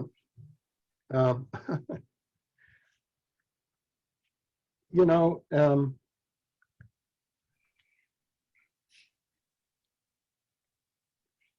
when in what you just said, Harley, you posed that issue in two ways. Personal roles and national roles. And, you know, I think if we talk about national roles, and if we talk just about the post-1991 period, I think it's important to recognize that while we in the United States, and let's just talk about the BRHE program to zero in on that. Well, we in the United States did a lot. We had a very broad vision. We had a lot of money due to Vic. And I think we had the right vision, you know, when CRDF Global commissions an evaluation of the program afterwards, the phrase that always stuck in my mind was the right program at the right time. And I think it was. And it's true that since then, you know, we've seen in the literature statements by some Russian science policy leaders, well, I don't know leaders, people like Mikhail Kovalchuk and others, or the former Minister of Science, not Fursenko, the person who succeeded him, or not Livanov either. Anyway, that, you know, Americans had nothing to do with it, that all Americans were doing was stealing technology and so on. And we know better than that, and we know to discount that. But I think that what we ignore, or what we miss maybe, is how much the Russian side contributed. First of all, look at the non-proliferation programs. Look at all the people who worked with the International Science and Technology Center that Glenn Schweitzer set up. Look at all the people who worked with the Nunn-Lugar programs, who really stuck their necks out. These were people who, you know, who worked in the secret cities, and all of a sudden they were confronted with this new situation. Sig Hecker has written beautifully about that in his 2-volume books study called Doomed to Cooperate. And so, you know, they took large risks. We don't really know that much about what happened afterwards, except that things seemed to dry up and access seemed to dry up. Think of going back to Mikhail's comments about Alexander Tikhanov. I was there with Vic in Tikhanov's office in 1997. And we came to tell him about this wonderful program that we had come up with. Many of the people here today on this panel and others wrote a report, and we recommended a $50 million program, including setting up research and education centers and fellowships. But our funders, our American funders, which are not only MacArthur, but also the Carnegie Corporation of New York, were not willing to fund anything without a commitment from the Russian side. And who would have expected in 1997, right after the ruble crashed, in the worst financial crisis in Russia since 1991, that the Russians would come up with any money at all? So we went to talk with Tikhanov to say, you know, we have this wonderful program, but we know that we'll never fund it. You'll never fund it. Those were Vic's words. And Tikhanov looked at us and he said, we'll fund it. And I almost hit the floor. It was such a shock, but we knew that we had the right idea at the right time. And after that, the Russian government progressively funded larger and larger and larger portions of that program. And it was Mikhail's genius to come up with a formula for the money and somehow to find the money. Mikhail, we don't want to ask how you did that, but it was remarkable. And then, as Mikhail has told us, and Erina also, the Russian government adopted the vision of BRHE as its new science policy. The the trouble is that Russia also, under its current leadership, seemed to veer away from the vision of a knowledge economy and go back to the vision of a resource economy. But that's another story. But I think that we need to give credit to both sides. And maybe by giving credit to both sides, that's a basis for going forward. I think that Glenn's remarks about, about the need to look beyond bilateral cooperation, even though bilateral cooperation is the easiest to organize, I think that they were right on target.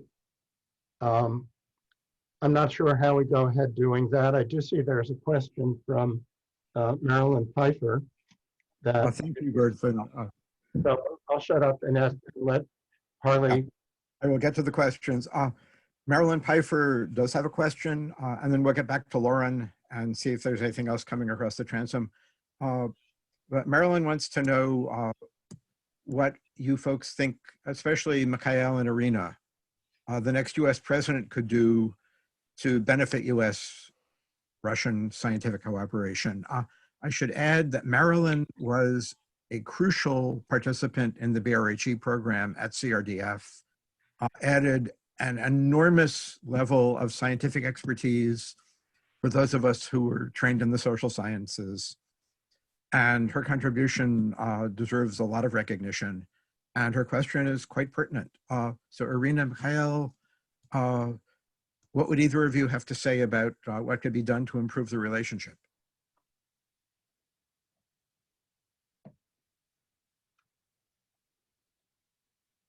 I was silent. Yes? Silent? It looks like neither of us wants to answer this question. Actually, I don't believe that any of these two will do something for improvement relationships with Russia. Maybe I'm mistaken. What?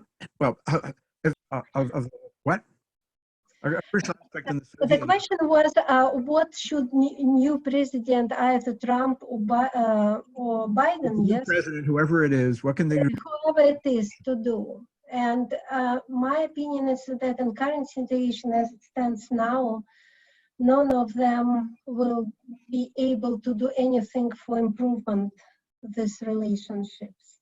But I think that overall atmosphere towards Russian scientists should be improved, because right now they stand, I think, next after Chinese scientists, and also in this list with countries, I think it's also Iran and North Korea.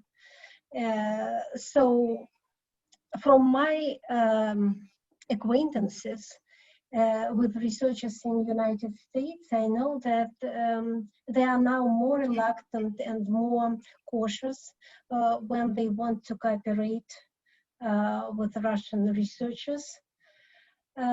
It's easier for them to cooperate with Europeans or take Indians or somebody else, not Russians. And this attitude, it goes beyond science. So this is now very difficult to change. Mikhail, anything you want to add? Good. And unmute. No? Okay, go ahead if you want to add something. That's okay, I'm just listening. Okay. And the one thing I would say is that in the Soviet era, an awful lot of the cooperation went on between scientists directly.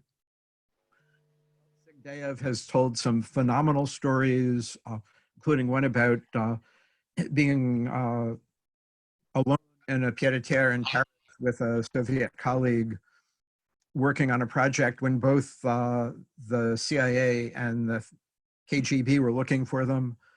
I would love to see more of that kind of thing going on now, and I think it's become harder, and that's too bad. The scientist-to-scientist relationships have always been a crucial factor in this, regardless of the government. Gerson, you waved your hand. Yeah, if I could just comment briefly, you know, in my years at the NSF, my main job was to administer bilateral cooperative projects with the former Soviet Union, including huge government-sponsored bilateral programs. But what I discovered as I did more and more of that is that there was always a strong undercurrent of scientist-to-scientist collaboration. And you could look at that just by looking at National Science Foundation grants involving Russia from the research divisions that went through the standard peer review research funding from all over the map. From physics, there are a few in mathematics, chemistry, zoology, botany, field sciences. There's a huge amount. And then, of course, in the ocean and atmospheric sciences through the international programs. And we in the international division, and I think this was true also of people in the State Department, people who were fixated on these formal bilateral programs, were pretty much oblivious to that. But that's really where the best science, I think, was done, through those projects. Warren? Well, I would like to thank all of the panelists, and I would like to say that from a personal standpoint, being back here and talking to these people has brought me great pleasure. So I thank you all. I thank Glenn Schweitzer in particular for reminding us of current international science activities with Russia, ongoing activities. So it's not all bleak. He gave us a nice reminder there. I see that Gil Ullman has asked me about Canada.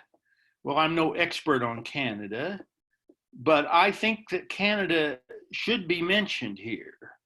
Because if you look at all of the indicators, research universities, Scopus, Science Citation, all of those things, Canada is overperforming. That is, when you consider what a small population it has, it is definitely overperforming. I'm a little bit known for the saying that Russia wants the milk without the cow. That is, that it wants to have good science and technology without creating the conditions that would produce good science and technology. Well, let me tell you, Canada has a good cow. Thank you. Glenn, go ahead.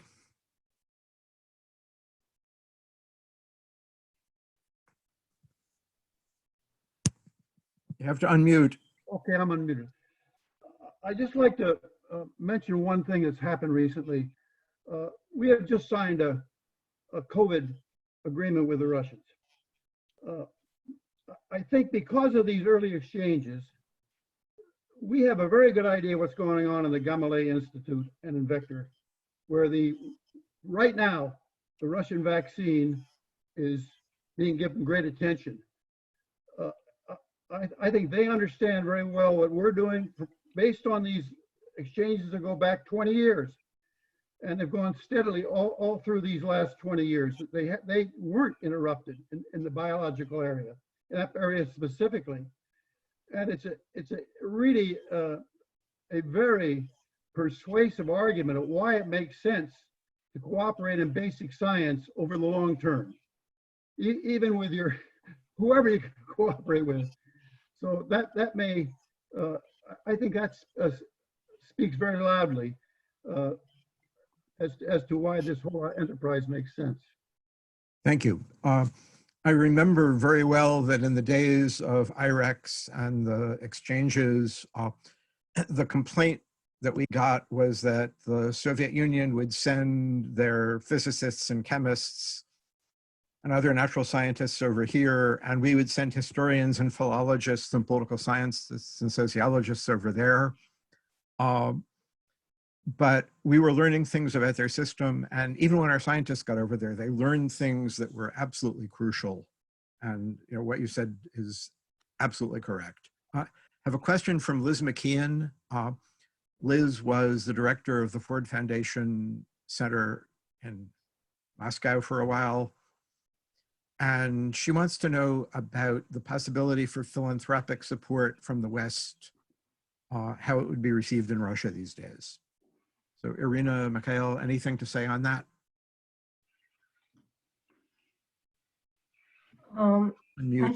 I think it depends on at whom we are looking for. If we look at Russian scientists who may get this philanthropic help, I think it will be appreciated. And we don't have enough variety of organizations that support scientific research, especially in social sciences and humanities.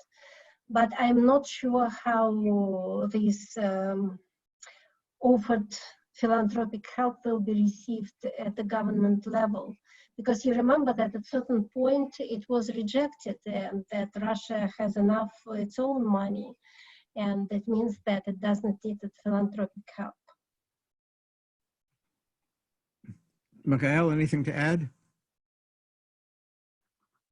If not, I guess I would add something from personal experience. Lauren and I both have served on the board of trustees at the European University in St. Petersburg.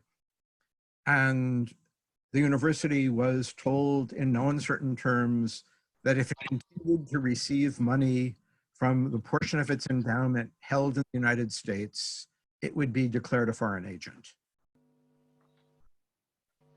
Professor Zeman, who well-known scientist who created his own foundation using the money that he earned having gone into business, had the good sense to keep the money in Germany so that it would not devalue as the ruble devalued. The nation was declared a foreign agent because their money was coming from Germany rather than being kept in Russia. I think that the scientists would be thrilled to have support and assistance. The problem here is the current policy of the Russian government. Gerson?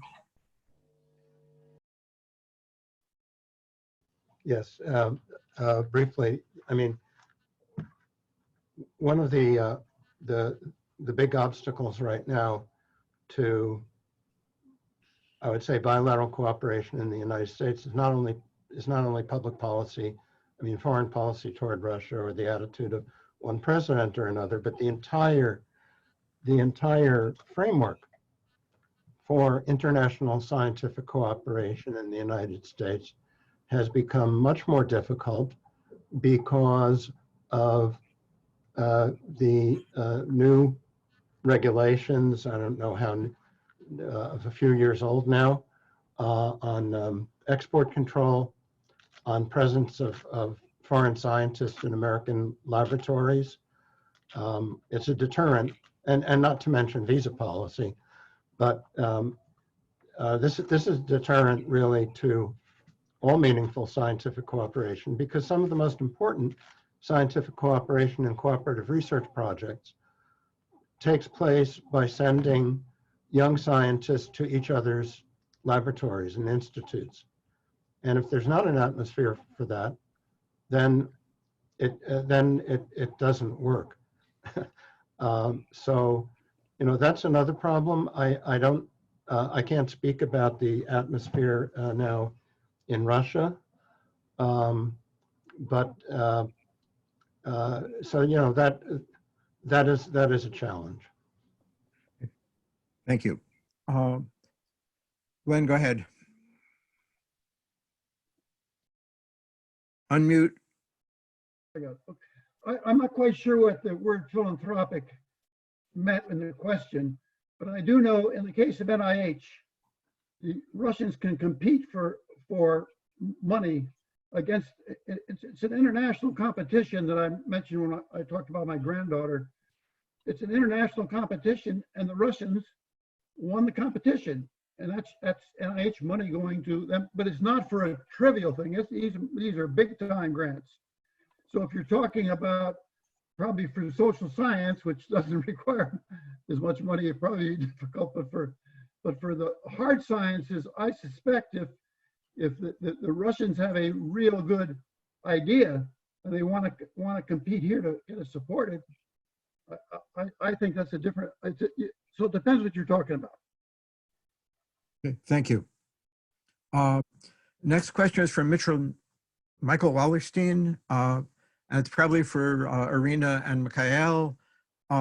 Given that the sanctions are likely to be in place for a while, is there evidence that the Russian focus is shifting from the US to Europe or to China?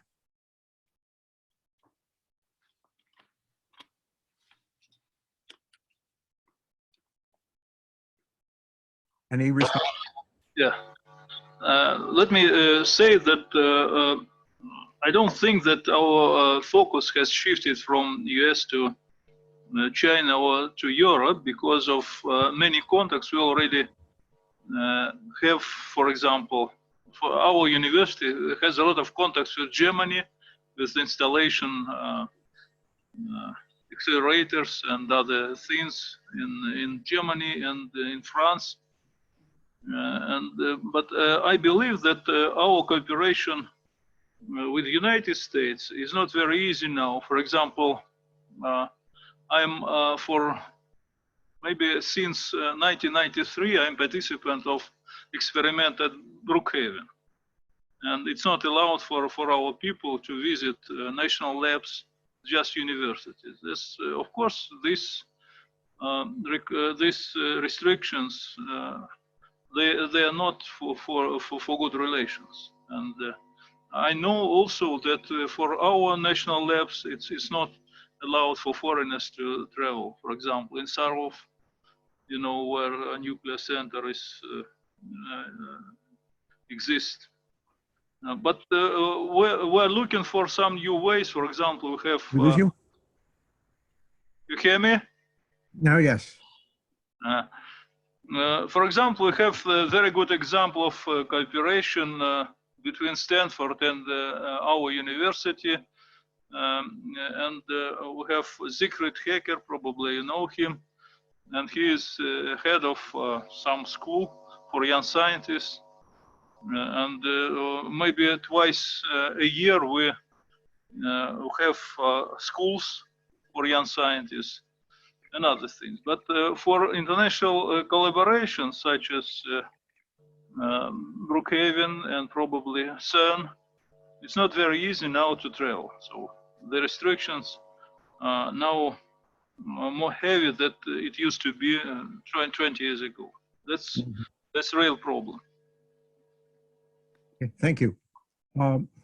Gerson pointed out at NSF, the majority of exchange projects now are in the social sciences rather than the natural sciences. Interesting, that's also true of China.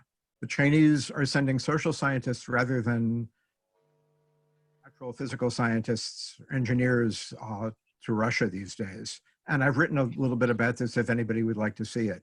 Erina, anything you want to add?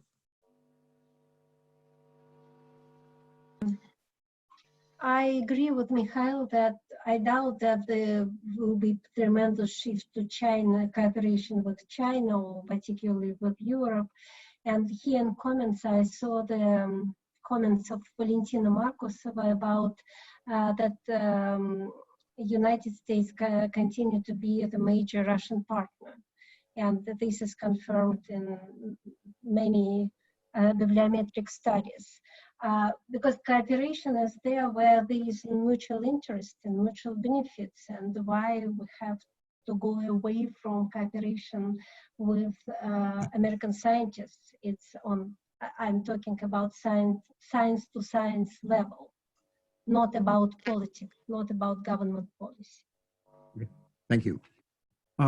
Kathy Campbell, who has also been the director of CRDF, has a question about how do we encourage early career scientists in the US to look for cooperation in Russia rather than going elsewhere, Europe, China, or other places?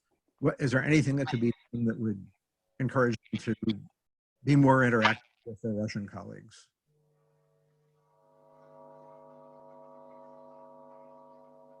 Mikhail, do you want to say something or no? Go ahead, but make sure you're on mute. Hello?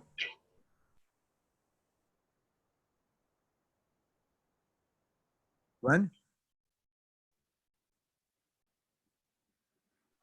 You're muted. That's an excellent point.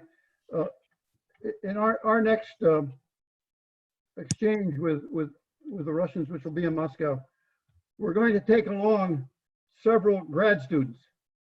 And the idea is, it's sort of interesting. You go to these meetings and you take a coffee break and nobody knows what to do during the coffee break. So our idea is during the coffee breaks, we're going to have grad students from both countries have poster presentations. And while they may, and that's to try to get them excited about cooperation. So we'll see how that works. I know it's very small when you talk about 3 or 4 people, but 3 or 4 is better than 0. Okay. Erina, Mikhail, anything to say on this? If not, another question from Marilyn Pfeiffer. For both Glenn and Lauren, if you could change one thing in the way the programs were designed for the last quarter century, what would you do differently? I would insist more strongly that anything that the United States did with reference to Russian science should be a joint program, that it should be run jointly, it should be financed jointly. The BRHE was that way. There was an American chairman and there was a Russian chairman. And that may be one reason that it was relatively successful compared to other programs. And I think I'm saying what Gerson was saying, that we should be more into collaboration rather than assistance. Although that's not an ironclad rule. When Russia was in real trouble in the early 90s, you couldn't have done that. But I think that on the whole, they should be collaborative efforts.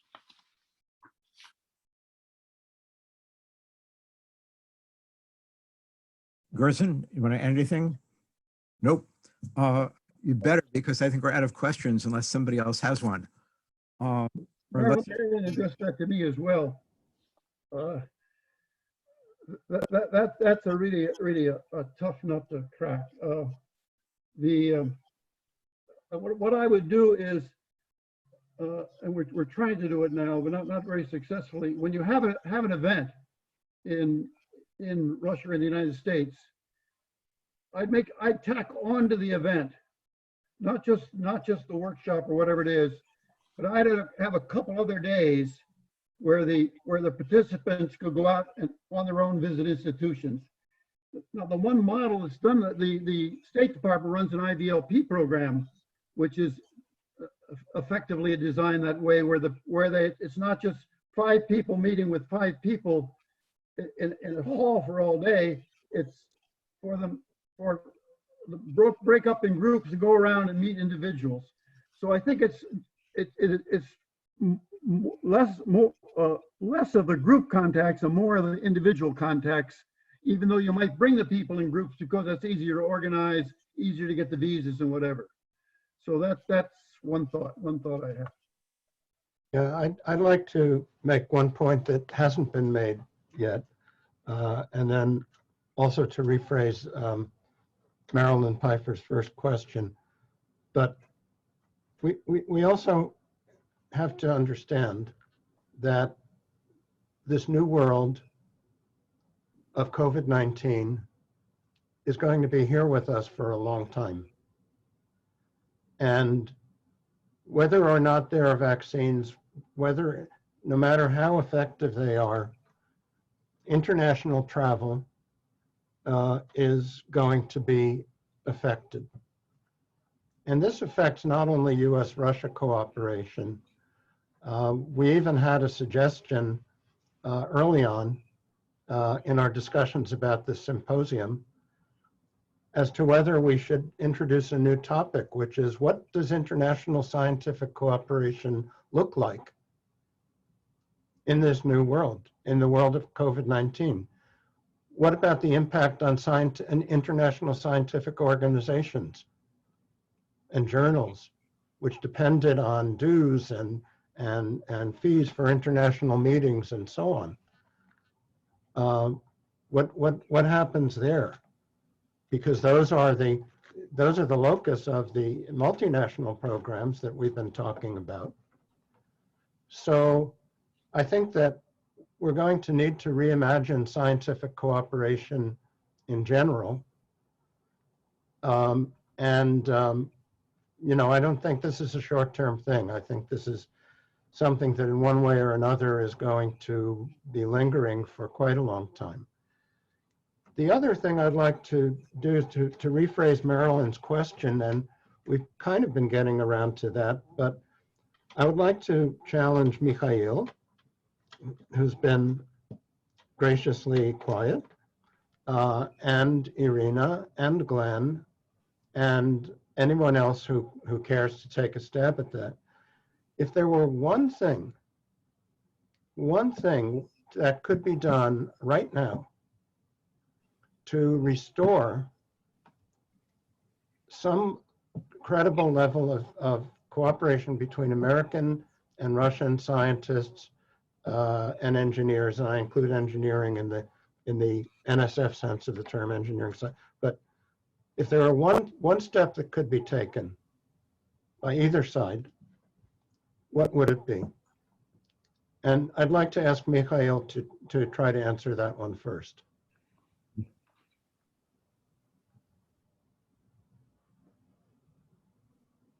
Should be done. It's just to trust each other in their sincere desire to cooperate. And I believe that we have no ways to avoid this cooperation because of many factors. We can see on TV some events in the United States, and nobody could just imagine that such things could be in such a great country as you have now. And probably the friendship it's not very easy when the person is very happy. But when the person has some difficulties, the friendship is probably it's easy to be friends. And I believe that Russian people and US people, and more broadly Russian US people, as Eugene, for example, were responsible for this cooperation. And we're not going to be hostile to each other. For example, it was a great mistake, Germany and Russia, you know, Prussia and Russia, it's just the difference in one letter. Russia and Russia, it's very similar countries, that they fought each other for I don't know, in World War I, World War II, and so on. So we're responsible not to prevent this fight. Thank you.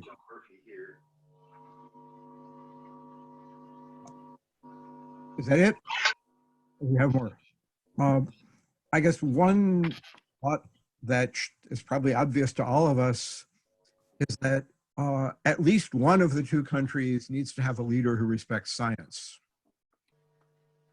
Without that, it's going to be very hard to successfully promote serious cooperation at the national level.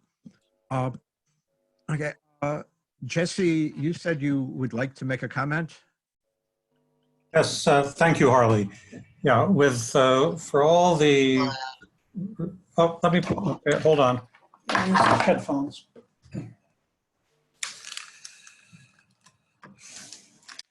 We're hearing you fine, Jesse. You're hearing me okay? Okay, then I won't use the headphones. Okay, yes, for all the respect I have, Gerson, for your views about everything, I'm personally, from my own lifelong experience, a lot in multilateral programs and organizations, I'm not at all convinced that the invisible hands of multilateralism will lead to lots of successful bilateral understandings. Multilateral dynamics are very different, and the relationships and the individuals and people who come forward and so forth, lots of marvelous things happen, and it can achieve lots for science that bilateral things can't, but it doesn't result in particular mutual understandings necessarily.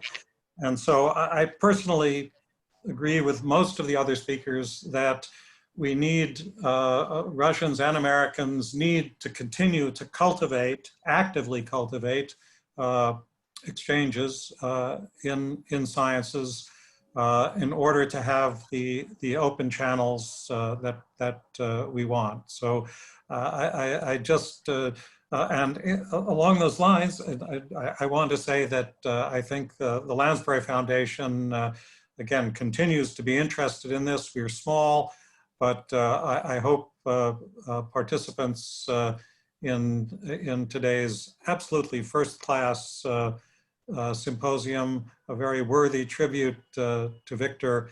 I hope if some of you have ideas about cooperative activities for coming years, feel free to contact Elizabeth Brown at the Lansbury Foundation. There's easy guidance on our website. So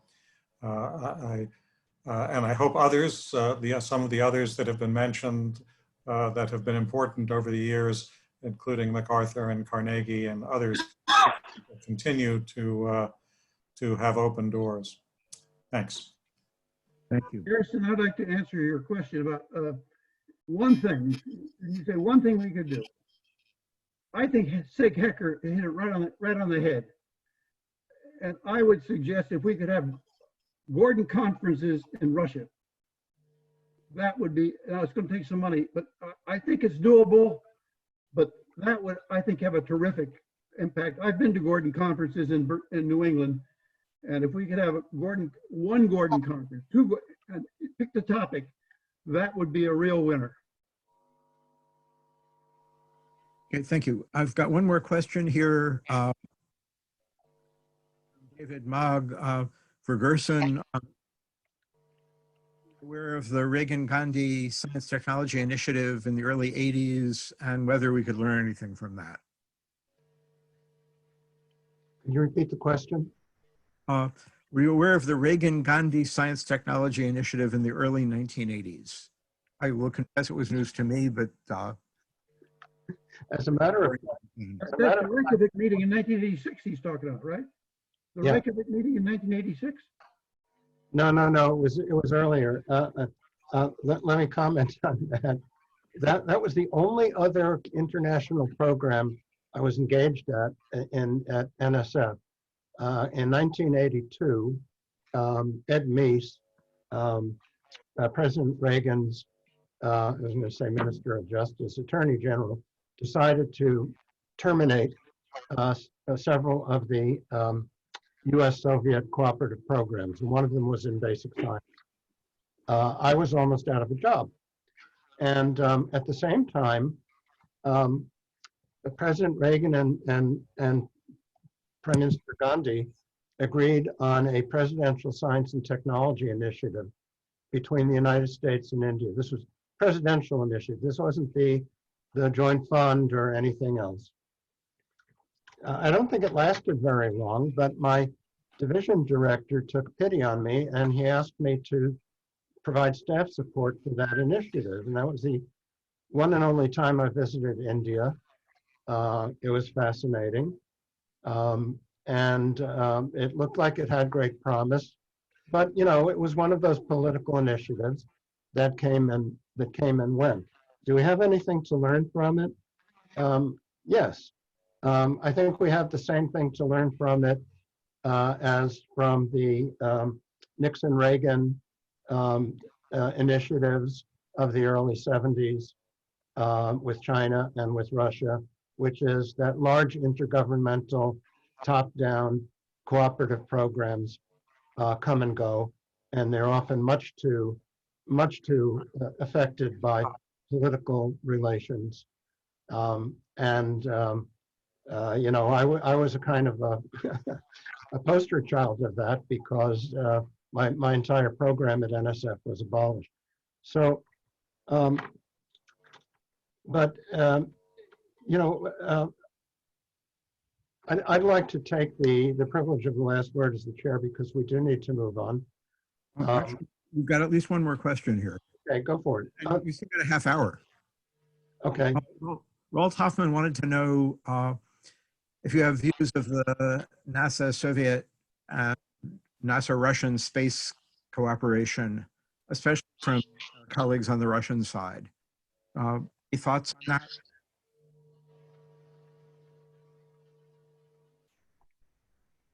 Erina, Mikhail, anything?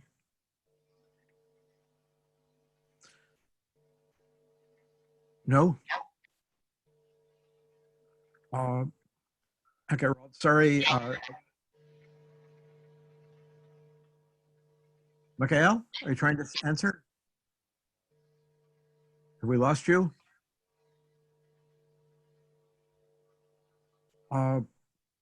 Okay, Gerson, I think we need to turn it back to you and to Bill. Okay.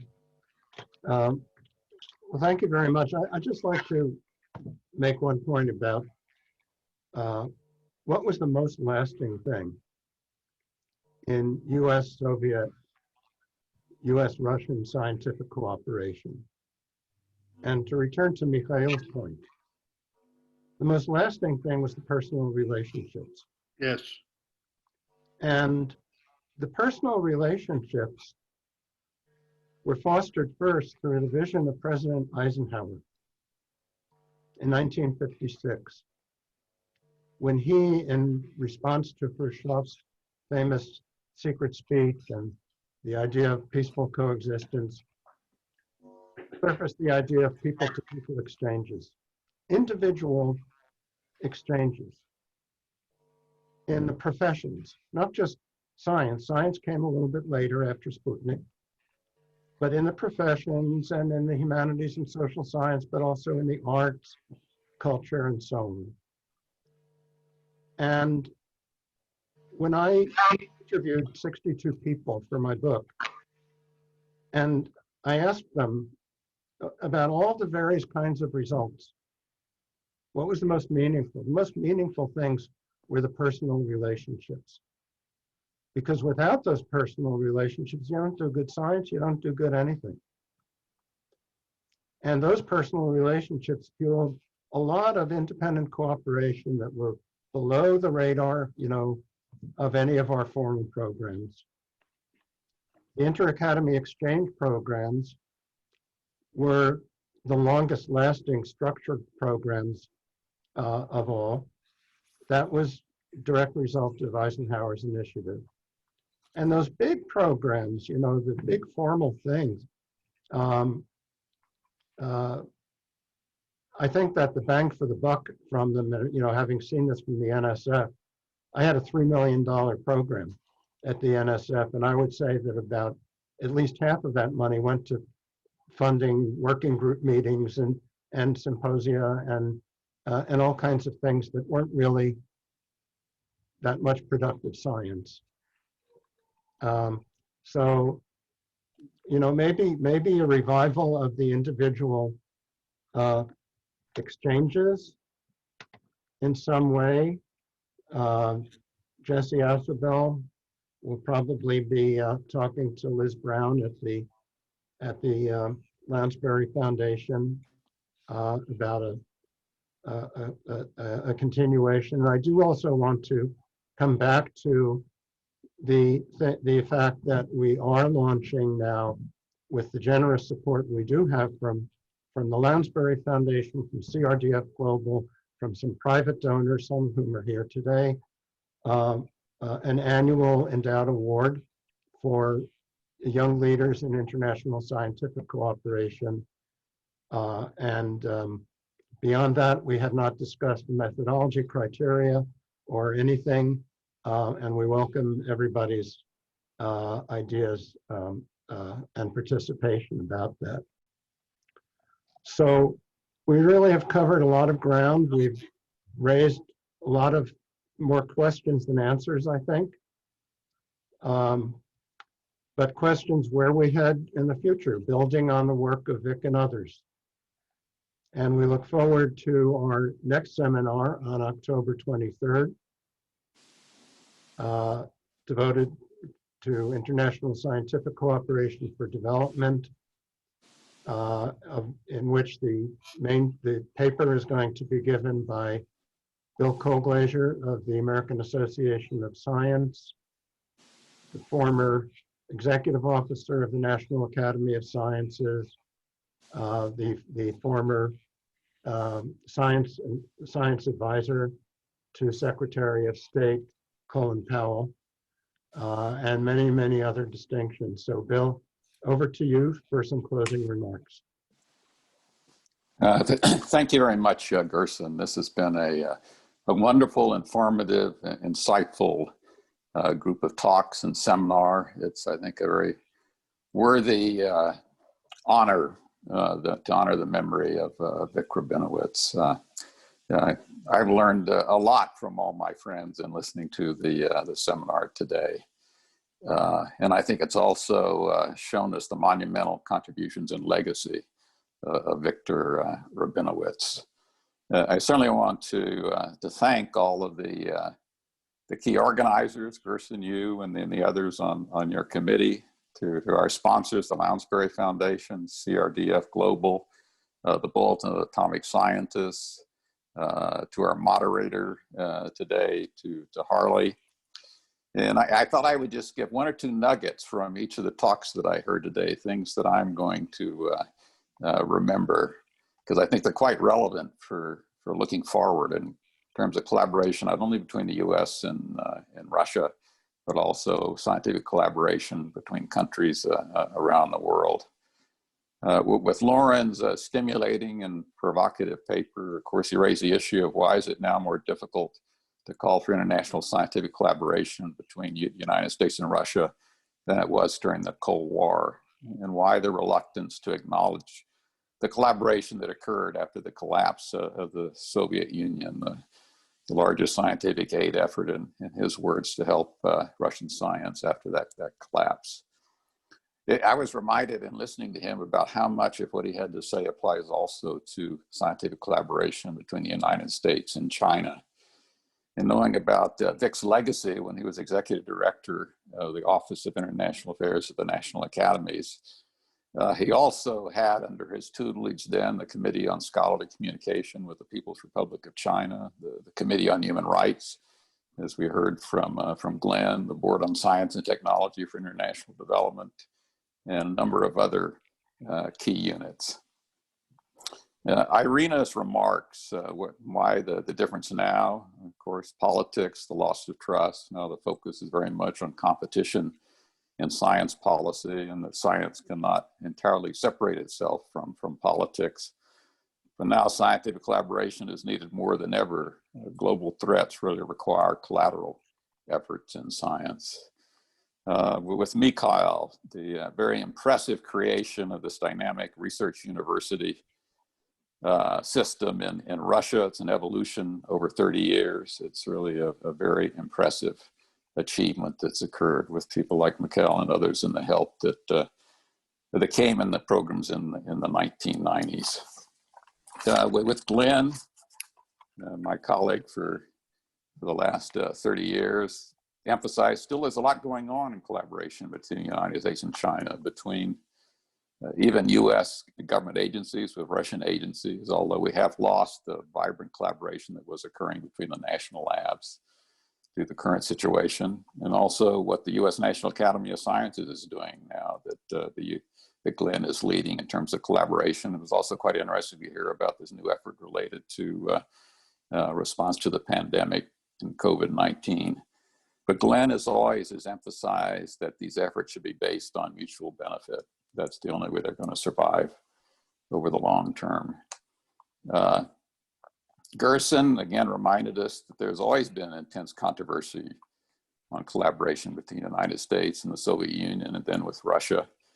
But I think also he mentioned, I think, something that's very important, and I very much agree with this, that even the collaboration in the 1990s, although it was called in some cases aid or assistance, we were doing it for US benefit. It was in our mutual interest. That there is also an interest that comes from what you might call even science intelligence, trying to know what is happening in other countries so that there are no surprises.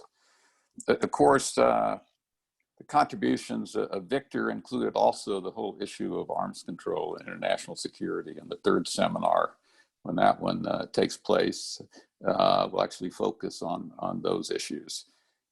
And in fact, those issues now become even more important and of urgent concern right now, and the fact with the collapse of arms control agreements between the United States and Russia. The next seminar, as Gerson said, will be on October 23rd. It's really focusing on Vic's great interest in science and technology for international development. We hope it is half as stimulating as the one that you have today. I think there's a very high bar that's been set by this seminar. And last thing, I thought the final comments that I think Mikhail and Gerson made and others in terms of what is the most important thing to do now to make it easier to have scientific collaboration with the United States and Russia. My only answer would have been sort of reduce some of the barriers to international scientific collaboration that have been created by both governments. But I liked Mikhail's answer the best. It really is friendship and trust, and the comment about personal relationships being so important to facilitate this type of collaboration. So again, let me thank all of you for this stimulating day. It really has been terrific, and hope that all of you can come back and join us again for the seminar on October the 23rd. Thank you. Thank you, Bill. Thank you, everyone, our sponsors, our speakers, our panelists, and our online viewers. And I'm looking at the list here. I see that 53 attendees are still with us, which is quite impressive.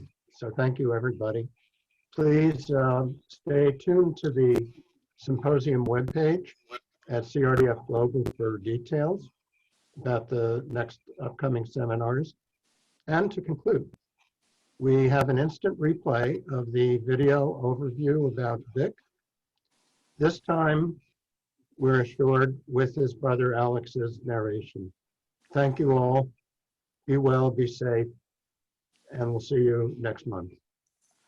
Thanks, Gerson. Victor's mother and dad, Eugene and Anna Rabinowitch, were Russian emigres, actually our mom and dad, since we are twins. Vic was as caring and supportive a brother as one could possibly want. All of us, his devoted family, miss him and find inspiration in his memory every day. Fortunately, our mom and dad escaped Nazi Germany and settled in London in 1934. Here we are, Vic and I, in Golders Green at age 3. Vic is on the right. My dad received a position at MIT on the eve of the war, another stroke of good fortune, and we moved to the United States in 1938. We finished grade school near Boston and high school at Uni High, a wonderful University of Illinois laboratory school. An extraordinarily large number of our classmates there went on to truly distinguished careers, but none more than Vic. Here he is in 1993, receiving a Lifelong Achievement Award from our alma mater. Our dad, the well-known physical chemist Eugene Rabinowitch, was the initial inspiration for Vic's lifelong commitment to global scientific collaboration in the interests of world peace. Dad was a founding editor of the Bulletin of Atomic Scientists and a founder and lifelong participant in the Pugwash International Conferences. Vic was on the Bulletin board and a participant in Pugwash for many, many years. Here is Vic at an early Pugwash conference in 1963 in Dubrovnik, Yugoslavia. Just a wonderful conference venue. Vic's responsibilities took him all over the globe. Only very rarely did our travels cross. Here is Vic with me and my wife Janet on Red Square in Moscow, where we were conducting research in January 1964. Here's another great Pugwash conference venue, Vic in Venice in 1965. And here's Vic with the distinguished and courageous Soviet scientist Andrei Sakharov at a scientific conference in Vilnius, Lithuania. Here is Vic with Walter Rosenblith and Kenneth Pruitt in 1990 at an international development workshop in Atlanta. Throughout these years, Vic remained involved with Pugwash, as this 1994 photo of him at a Pugwash conference in Crete shows. For more than 25 years, Vic held top-level positions in programs on science, technology, and international development at the National Academy of Sciences National Research Council. In 1990, he became vice president for programs at the John D. and Catherine T. MacArthur Foundation, which became his home base for the remainder of his professional career. One of his prized achievements at the MacArthur Foundation was the creation of the MacArthur Moscow office. Here is Vic in 1996 with the very capable and wonderfully dedicated staff assembled at the Moscow office. And here is a shot of Vic at the Sakharov Museum in Nizhny Novgorod with Lauren Graham, today's presenter, and Marjorie Seneschal, a member of the organizing committee for the symposium. Vic remained fervently committed to developing programs for young Russian scholars during the remainder of his years at MacArthur and beyond. Here's Vic with the staff at the Moscow office in 2003. And here he is again in 2004 with the co-director of the MacArthur office in Moscow, Tanya Zhdanova. In 1943, our dad acquired a farm in the Green Mountains of southern Vermont. Every summer in the intervening decades, our large family, though scattered around the country, has managed to gather there for at least a few wonderful weeks or months. Here's Vic with his wife Marty in front of the barn. As everybody who knew Vic was aware, he was endlessly devoted to family. Vic had 3 sons, all of them named after Russian czars. Here they are with Vic in 2009, Nikolai, Kolya, Peter, Pete, and Alexander, Sasha. Their mother, Vic's first wife, Ann Collins Rabinowitch, passed away in 1986. Here I am with Vic at the family farm in 2016. Here we are, 2 years later, in front of a sketch of our dad, drawn by Martel, the dear family friend and Chicago artist who conceived the Bulletin's doomsday clock. Along with caring for family, meeting and making new friends, and building international bridges, high on Vic's list of life's pleasures were was partaking of fine vodka, food, and wine. Here he is with caviar appetizers, which he prepared.